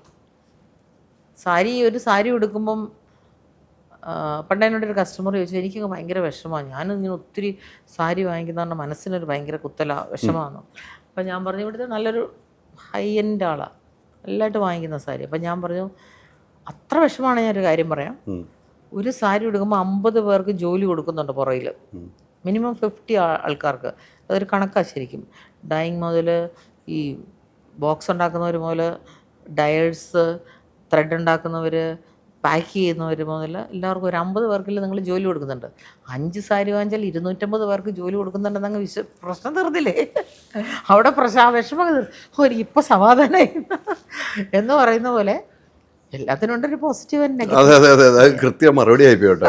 അവർ എന്തായാലും എന്നും സാരി കൊടുത്തുള്ളവർ. അതെ, അല്ല അവർക്ക് സാരി എടുക്കൽ നിർത്തിയിട്ടില്ല, അവർ കൂട്ടിയിട്ടേ ഉള്ളൂ. ജോലി കൊടുക്കുകയാണല്ലോ എന്ന് പറയുന്ന പോലെ നമ്മൾ ശരിക്കും തിങ്ക് ചെയ്തേ അതാണ്. നമ്മൾ പുറയിലോട്ട് നമ്മൾ പിശുക്കിയിട്ട് നമ്മൾ പൈസ ഉണ്ടാക്കുന്നത്. അതിൻ്റെ ഒരു 60% നമ്മളുണ്ടാക്കുന്ന പൈസയുടെ 60% നമ്മൾ എക്സ്പെൻസ് ചെയ്തില്ലെങ്കിൽ ബാക്കിയുള്ളവരെങ്ങനെ ജീവിക്കും? ഈ സർക്കുലേഷൻ നടക്കണ്ടേ? മണി സർക്കുലേഷൻ ചെയ്യണമെന്നുണ്ടെങ്കിൽ ബാക്കിയുള്ളവർക്കും പണി വേണ്ടേ? ഇപ്പോൾ കല്യാണം നടത്തിയില്ലെങ്കിൽ പൂക്കാരന് പണിയില്ല, ഉണ്ടോ? ഈ പന്തലടിക്കുന്നതിന് പണിയില്ല, ഫുഡ് ചെയ്യുന്ന കേറ്ററിംഗുകാർക്ക് പണിയില്ല, എത്രയോ പേർക്ക് പണിയില്ലാതാവുന്നത്. അപ്പം നമ്മളൊരു നല്ല കാര്യം കൂടെ ചെയ്യുന്നത്. അത് വലിയ ഉപദേശമാണ്. ഇത് എല്ലാവർക്കും കേൾക്കേണ്ട ഒരു ഉപദേശമാണ്. അത് സത്യമാണ്. 100%. 50 പേര് ഒരു സാരി ഉടുത്താൽ അതിൻ്റെ പുറകിൽ അവർക്ക് ജോലി കിട്ടിയ കാര്യമാണ്. ഈവൻ പാക്ക് ചെയ്യുന്നവൻ വരെ, പാക്ക് ചെയ്ത് കയറ്റി വിടുന്ന കൊറിയറുകാരൻ, കൊണ്ടുത്തരുന്നവൻ, ആ ലോറിക്കാരൻ ഒക്കെ അതിനകത്ത് 50 പേരുണ്ട്. ഞങ്ങൾ എണ്ണി ഇൻ്റർനാഷണലി അല്ല നാഷണലി തെളിയിച്ച പ്രൂവണാണത്. പിന്നെ അതുപോലെ തന്നെ വേറൊരെണ്ണം എന്നാന്ന് വെച്ചാൽ, നമ്മളിപ്പോൾ ഭയങ്കര കാഷ്വൽ ടോക്ക് ആയി പോയോ? അതല്ല നല്ലതും. അത് കൊള്ളാം, അടിപൊളിയാണ്. അപ്പം ഞാൻ പറഞ്ഞേ, ചിലർ വന്നിട്ട് ഇങ്ങനെ പറ്റില്ല, അയ്യോ ഇത്രയും വിലയോ സാരിക്ക്, ഇത്രയും വിലയുടെ സാരി ഒന്നും വേണ്ട, 20,000 രൂപ 25,000 രൂപ എന്നൊക്കെ പറയുമ്പോൾ ഞാൻ പറയും, എത്ര പവൻ സ്വർണം കൊടുക്കുന്നുണ്ടെന്ന് പറയും. അപ്പോൾ പറയും, അത് 100 പവൻ 120 പവൻ. ഞാൻ പറഞ്ഞു, ഒരു പവൻ്റെ വില എത്രയാണ് ഇപ്പം? 60,000 രൂപ. ഒരു 1/4 പവനങ്ങ് കുറച്ചാൽ വല്ല മനസ്സിലാവുമോ? ഇല്ല, മനസ്സിലാവില്ല. 1/2 പവൻ കുറച്ചാൽ ഒട്ടും മനസ്സിലാവില്ല. 1/2 പവനങ്ങ് കുറയ്ക്കേ, എന്നിട്ട് ഈ സാരി അങ്ങ് വാങ്ങിക്കേ. സാരിയല്ലേ മൊത്തം കാണുന്നത്, സ്വർണ്ണം എല്ലാം കൂടെ ലോക്കറിൽ കൊണ്ട് വെക്കുന്നല്ലേ ഉള്ളൂ. ഫോട്ടോയിൽ കാണുന്ന മുഴുവൻ ഈ സാരിയാണ്. ഞാൻ ആ പറഞ്ഞത് വെച്ചിട്ട് എത്രയോ പേരാണെന്നറിയോ റീതിങ്ക് ചെയ്ത് സാരി എടുത്തിട്ട് പോയി. ശരിയല്ലേ? നമ്മൾ ഈ സ്വർണം പിള്ളേർക്ക് കൊടുക്കുന്നുണ്ടോ? 100-150? ഇപ്പോഴത്തെ പിള്ളേർ വല്ല സ്വർണ്ണം ഇടുന്നുണ്ടോ? ഒക്കെ കൊണ്ടുവന്ന് ലോക്കറി വെക്കും. പിന്നെ ഇതൊരു ബാധ്യതയായിട്ട് പേടിച്ച് കൊണ്ടുപോയി പാത്ത് കൊണ്ടുപോയി അവിടെ വെക്കുന്നു, ഇവിടെ വെക്കുന്നു, ഇൻകം ടാക്സ് കയറുന്നുണ്ടോ, ED കയറുന്നുണ്ടോ എന്നൊക്കെ പറഞ്ഞ് നടക്കുക. ആ സമയത്ത് ഒരു സാരി എടുത്തു പോയാൽ ആ ഒരു പ്രശ്നമില്ല. ആ സാരി നല്ലത് കൊടുക്കട്ടെ, ഒന്നും വരില്ല. നമ്മൾ നല്ല സാരി എടുത്ത് പോകുന്നതുകൊണ്ട് നമുക്ക് സെൽഫ് സാറ്റിസ്ഫാക്ഷൻ. നമ്മൾ നന്നായിട്ട് ഒരുങ്ങി കണ്ണാടി നോക്കി നല്ലതായിട്ട് ഇല്ലേ? ഹൈദരാലിക്ക് തോന്നിയിട്ടില്ലേ? നല്ല ഡ്രസ്സൊക്കെ ഇടുമ്പോൾ എന്തെന്നെ കളഞ്ഞാൽ കൊള്ളാമല്ലോ എന്നൊരു നല്ല എനർജി സ്വയം തോന്നും. നമുക്ക് ക്വസ്റ്റ്യൻ ചോദിക്കാൻ നല്ലൊരു എനർജി വരും. എന്ന് പറഞ്ഞ പോലെ എനിക്ക് ഞാൻ നല്ലതായിട്ട് വെൽ ഡ്രസ്ഡ് അപ്പ് ആണെങ്കിൽ എൻ്റെ അന്നത്തെ ദിവസം ഭയങ്കര എഫക്റ്റീവാണ്. അപ്പോൾ ഡ്രസ്സ് ചെയ്ത് നടക്കാതെ പിശുക്കി ഉള്ളത് വെച്ച് നടന്നിട്ടൊന്നും എന്താണ് കാര്യം? ഒരു കാര്യമില്ല. എൻ്റെ ഇൻഡസ്ട്രിയെ വെച്ചിട്ടാണ് ഞാൻ പറയുന്നത്. ഫാഷൻ ഇൻഡസ്ട്രി അതങ്ങനെയൊക്കെ ഉള്ളത് വെച്ചത് കൊണ്ടാണ് ഇത്രയും ഡെവലപ്ഡ് ആയത്. അല്ല, ഞാൻ വെറുതെ ആലോചിക്കായിരുന്നു, സംസാര രീതി ആലോചിക്കുകയായിരുന്നു. ഒന്നുമല്ല അല്ലേ, നമ്മൾ ഇത്രയും വലിയ സ്ഥാപനമാണ്. ഇപ്പോൾ നേരത്തെ പറയും കാഷ്വൽ ടോക്കായി പോയില്ലെന്ന്. എനിക്കതാണ് ഇഷ്ടവും, എനിക്ക് ഏറ്റവും ഇഷ്ടം അതാണ്. അങ്ങനെ വരുമ്പോൾ നമുക്ക് തുറന്ന് സംസാരിക്കാൻ പറ്റും. അല്ലെങ്കിൽ നമ്മൾ ബുക്കിൽ എഴുതി ഓരോ ചോദ്യങ്ങൾ ചോദിക്കുന്നത്, ഇങ്ങനെ ചോദിക്കുമ്പോൾ അത് കിട്ടില്ല. കുറേ കാര്യങ്ങൾ എഴുതിക്കൊണ്ട് വന്നാലും ഞാൻ മറുപടി അങ്ങനെ പറയില്ല. നമ്മൾ അതിൽ നിന്ന് അങ്ങനെ പോകുമ്പോഴല്ലേ നമുക്ക് സത്യമല്ലേ പറയണ്ടേ? സത്യം പറയണം. എന്തിനാണ് ഇൻ്റർവ്യൂ ചെയ്യുന്നത്? ഫേക്കായിട്ടുള്ള ഇൻ്റർവ്യൂവിൽ ഞാൻ ഇരിക്കാറുമില്ല. നമ്മൾ ഇൻ്റർവ്യൂ ചെയ്യുമ്പോൾ നമ്മളുടെ കാര്യം അറിയാനാണ് വരുന്നത്. നിങ്ങൾ മിലനെക്കുറിച്ച് അറിയാനോ അല്ല മിലൻ്റെ കൾച്ചർ അറിയാനോ ഒക്കെയാണ് വരുന്നത്. അപ്പം മിലൻ എന്താണെന്നും ഞങ്ങളാരാന്നും അല്ല ഞാൻ ആരാന്നും ആണ് ഞാൻ പറയേണ്ടത്. ഞാൻ പറഞ്ഞതെല്ലാം സത്യമാണ്. ഞങ്ങൾ ചെയ്യുന്നത് ഇങ്ങനെയാണ്. അപ്പോൾ ഇത് ഫോളോ ചെയ്യുന്ന ഒത്തിരി പേരുണ്ട്. അവർ രക്ഷപ്പെടട്ടെ. അതിൻ്റെ മുന്നേ ഓടി രക്ഷപ്പെടാൻ എനിക്കറിയാം. പഠിച്ചു വെച്ചിരിക്കുകയാണ്. അല്ലല്ല, കോമ്പീറ്റ് ചെയ്യും വരുമ്പം ആ കോമ്പറ്റീഷനിൽ മുന്നേ നമ്മൾ ഓടിയാൽ പോരെ. നമ്മൾ പൊതുവേ പറയുന്നത് മലയാളികളെ സംബന്ധിച്ച് ഡ്രസ്സിങ്ങിന് പൈസ മുടക്കും, കുട്ടികളുടെ വിദ്യാഭ്യാസത്തിന് പൈസ മുടക്കും, പിന്നെ പൈസ മുടക്കും, കുട്ടികൾക്ക് ഒരു അസുഖം വന്നാൽ പൈസ മുടക്കും. ഈ 3 മേഖലയാണ് എൻ്റെ അറിവിൽ. 3 മേഖലയാണ്. അതിൽ ബിസിനസ് ഏറ്റവും കൂടുതൽ നടക്കുന്നത് വിദ്യാഭ്യാസ ബിസിനസ്സാണ് അല്ലേ, വിദ്യാഭ്യാസ സ്ഥാപനങ്ങളുടെ ബിസിനസ്. പിന്നീട് നടക്കുന്നത് നമ്മുടെ ഡ്രസ്സ്, നമ്മുടെ ടെക്സ്റ്റൈൽസിൻ്റെ ബിസിനസ്സാണ് നടക്കുന്നത്. ഹോസ്പിറ്റൽ കേസ് നമ്മൾ പോകുന്നതാണ്, അതും ബിസിനസ്സാണ്. അങ്ങനെ 3 മേഖലയാണ് ഞാൻ കണ്ടിരിക്കുന്നത് ബിസിനസ്. ഇത്തരം ബിസിനസ്സിൽ ഒത്തിരി പേരുണ്ട് അല്ലേ. ഇപ്പോൾ കൊച്ചിയിൽ തന്നെ പറഞ്ഞല്ലോ, കൊച്ചിയിൽ വന്നാണ് ചാടി, ഒരു കായലിൽ വന്നാണ് നമ്മൾ ചാടിയിരിക്കുന്നത്. കായലല്ല, അറ്റ്ലാന്റിക് ഓഷ്യൻ. ശരിയായി, ഞാൻ കായലിൽ നിന്ന് ഉദ്ദേശിക്കുന്നുള്ളൂ. അവിടെ വന്ന് ചാടിയിട്ട് നമ്മൾ നിൽക്കുകയാണ് ഇപ്പോഴല്ലേ, നമ്മൾ ബാലൻസ് ചെയ്ത് നിൽക്കുകയാണ്, നമ്മൾ വളരുകയാണ്, നമ്മൾ വളർന്നുകൊണ്ടേയിരിക്കുകയാണ്. ഇപ്പോൾ സ്വന്തമായിട്ടൊരു സ്ഥലം അല്ലേ, അതെവിടെയാണ്? ഹൃദയഭാഗത്ത് അല്ലേ. കൊച്ചിയിലെ ഹൃദയഭാഗത്ത് ഒരു സ്ഥലം വാങ്ങി സ്വന്തം സ്ഥാപനം ഉണ്ടാക്കി വന്നപ്പോൾ ആ ഒരു യാത്ര എന്തുമാത്രം സന്തോഷത്തോടെ ആയിരിക്കും പോയിരിക്കുന്നത്. തീർച്ചയായിട്ടും ഓരോ മൂവ്മെൻറ്റും ഞാൻ സെലിബ്രേറ്റ് ചെയ്യുന്ന ആളാണ്. ഒരു മൊമെൻറ്റും സെലിബ്രേറ്റ് ചെയ്യുന്ന ആളാണ്. എനിക്കത് സെലിബ്രേറ്റ് ചെയ്തില്ലെങ്കിൽ എന്തോ ഭയങ്കര വിഷമമാണ്. നമ്മൾ എന്തിനാണ് മറ്റുള്ളവരുടെ കുറ്റം പറഞ്ഞും അല്ലെങ്കിൽ മറ്റുള്ളവരുടെ കുറവുകൾ കണ്ടുപിടിച്ചും പ്രശ്നം ഉണ്ടാക്കിക്കൊണ്ട് നടക്കുക? നമ്മൾ നമ്മുടെ ജോലി വൃത്തിയായിട്ട് ചെയ്യുക, അത് കഴിഞ്ഞ് നമ്മൾ സന്തോഷിക്കുക. അതിനുവേണ്ടിയല്ലേ ജീവിക്കുന്നത്. ഇപ്പോൾ എതിരാളി പറഞ്ഞ പോലെ വിദ്യാഭ്യാസം മാത്രമല്ല, ഞങ്ങളുടെ പഴയ, അപ്പോൾ ഞാൻ പറഞ്ഞപ്പോഴാണ് ഓർത്തത്, ഞങ്ങളുടെ പടിക്കപ്പറമ്പിൽ എന്ന് പറഞ്ഞ ഞങ്ങളുടെ ഗ്രൂപ്പ്, എൻ്റെ ഹസ്ബൻഡിൻ്റെ ഗ്രൂപ്പ്, അവരുടെ ആക്ച്വൽ അഡ്വർടൈസ്മെൻറ്റിൻ്റെ സ്ലോഗൻ ഇങ്ങനെയായിരുന്നു: ആഹാരം, വസ്ത്രം, മരുന്നെന്നായിരുന്നു. ആഹാരം എന്ന് പറഞ്ഞാൽ ഞങ്ങൾക്ക് പ്രൊവിഷൻ സ്റ്റോഴ്സ് ഉണ്ടായിരുന്നു, പലചരക്ക് കട, അന്നത്തെ അവിടുത്തെ ഏറ്റവും വലിയ കടയാപ്പുറത്തെ പടിക്കപ്പറമ്പിൽ സ്റ്റോഴ്സ്. പിന്നെ വസ്ത്രം എന്ന് പറഞ്ഞാൽ ടെക്സ്റ്റൈൽസ് ഞങ്ങൾക്കുണ്ടായിരുന്നു. മരുന്ന്, മെഡിക്കൽ സ്റ്റോർ ഉണ്ട്. ഈ 3 സംഭവവും ഒരു മനുഷ്യന് വേണം. ആഹാരം കഴിച്ചാൽ വസ്ത്രം വേണമല്ലോ, പിന്നെ ആഹാരം നന്നായിട്ട് കഴിച്ചാൽ മരുന്ന് വാങ്ങിക്കേണ്ടി വരും. അപ്പം അത് നമ്മൾ 3ഉം കൊടുക്കും. അത് നമ്മുടെ ബിസിനസ് സ്ട്രാറ്റജിയാണ്. അന്ന് തന്നെ അങ്ങനെയാണ് നമ്മൾ തുടങ്ങിയത്. അതിൽ നിന്നാണ് എൻ്റെ ഹസ്ബൻഡ് ഈ അഡ്വർടൈസ്മെൻറ്റിൻ്റെ കാര്യം പറയുമ്പോൾ ഓരോ ഫാഷൻ സിൻസ് നൗ എന്നിട്ടത് കൊണ്ടാണ്. ഞങ്ങളുടെ മിലൻ്റെ സ്ലോഗൻ ഫാഷൻ സിൻസ് നൗ ആണ്. Milan design fashion since now എന്നാണ്. ഫാഷൻ സിൻസ് 1947 എന്ന് വേണേൽ ഇടാം. എൻ്റെ ഫാദറിൻ്റെയോടെയൊക്കെ കാലം വന്നാണ്. പുള്ളി അന്നേ കച്ചവടക്കാരന് തുണിക്കടയുണ്ട്. വേണമെങ്കിൽ അന്നത്തെ പേരിടാം. പക്ഷെ എന്തിനാണ് 47-ലെ ഫാഷൻ ഇപ്പോൾ നമ്മൾ വിൽക്കണം? അങ്ങനെയാണ് ഇന്നിപ്പോൾ ചട്ടയും മുണ്ടൊക്കെ വിൽക്കാൻ പറ്റുള്ളൂ. നമുക്ക് ഇന്നത്തെ ഫാഷനാണ് വിൽക്കേണ്ടത്. ഇന്നത്തേതാണ് ഫാഷൻ, ഇപ്പോഴത്തെ ഈ നിമിഷത്തെ. അപ്പോൾ അതുകൊണ്ട് ഈ നിമിഷത്തെ ഫാഷനാണ് മിലൻ വിൽക്കുന്നത്. ഒരു ടെക്സ്റ്റൈലല്ല, ഒരു കൊമേഴ്ഷ്യൽ സ്റ്റോറല്ല, ഞാനൊരു ഫാഷൻ വിൽക്കുന്ന ആളാണ്. അത് ഞാൻ നേരത്തെ പണ്ടും പറയാം, ഫാഷനാണ് മിലൻ വിൽക്കുന്നത്. അതുകൊണ്ട് തന്നെ ഫാഷൻ വേണ്ടിയവരെ ഞങ്ങൾക്ക് വരുന്നുള്ളൂ ഇങ്ങോട്ട്. റെഗുലർ തുണി വാങ്ങിക്കാൻ വരുന്നവർക്ക് ഏതെങ്കിലും ഒരു തുണി മതി നാണം മറയ്ക്കാൻ അല്ലേ. അപ്പം ഫാഷൻ വേണമെന്നുണ്ടെങ്കിൽ മിലനിൽ വരണം. മിലനിൽ വന്നിട്ടേ കാര്യമുള്ളൂ. അത് കൃത്യമാണ്, കൃത്യമായ ഒരു ടാഗ് ലൈൻ ആട്ടോ. 2 കാര്യങ്ങൾ ചോദിച്ച് അവസാനിപ്പിക്കാം. ഓരോ ജീവിതയാത്രയിലും ഞാൻ നേരത്തെ പറഞ്ഞ പല വീഴ്ചയും താഴ്ചയും ഉണ്ടാവും അല്ലേ. എപ്പോഴെങ്കിലും ഏറ്റവും ദുഃഖപ്പെടുത്തിയ സംഭവം ഓർത്തെടുക്കാൻ പറ്റുമോ? ദുഃഖപ്പെടുത്തിയ സംഭവം, പക്ഷെ അത് പ്ലസ്സായി. എനിക്ക് ഏറ്റവും വിഷമമുണ്ടായൊരു സംഭവം, ഞാൻ ഈ പർച്ചേസിന് പോകുമ്പോൾ, നമുക്ക് പുറത്ത് നിന്നൊക്കെ പോകുമ്പം, ഞാനൊരു ബോംബെയിലൊരു ഇമ്പോർട്ടറിൻ്റെ അടുത്ത് പോകുന്നുണ്ട്. എൻ്റെ കയ്യിൽ ആകെ 5 ലക്ഷം രൂപയെന്ന് ബാഗിലുണ്ട്. എന്നൊക്കെ ക്യാഷൊക്കെ ആയിട്ടാണല്ലോ നമ്മൾ പോകുന്നത്.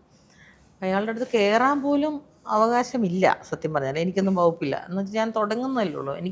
എനിക്ക് മെറ്റീരിയൽസാണ് വേണ്ടത്, ഫാബ്രിക് വേണം. സാരിയൊന്നും അന്നേരം തുടങ്ങിയില്ല. അവിടെ ചെല്ലുമ്പം പുള്ളി എന്നെ ഇങ്ങനെ വെയിറ്റ് ചെയ്യിപ്പിച്ചു പുറത്ത്.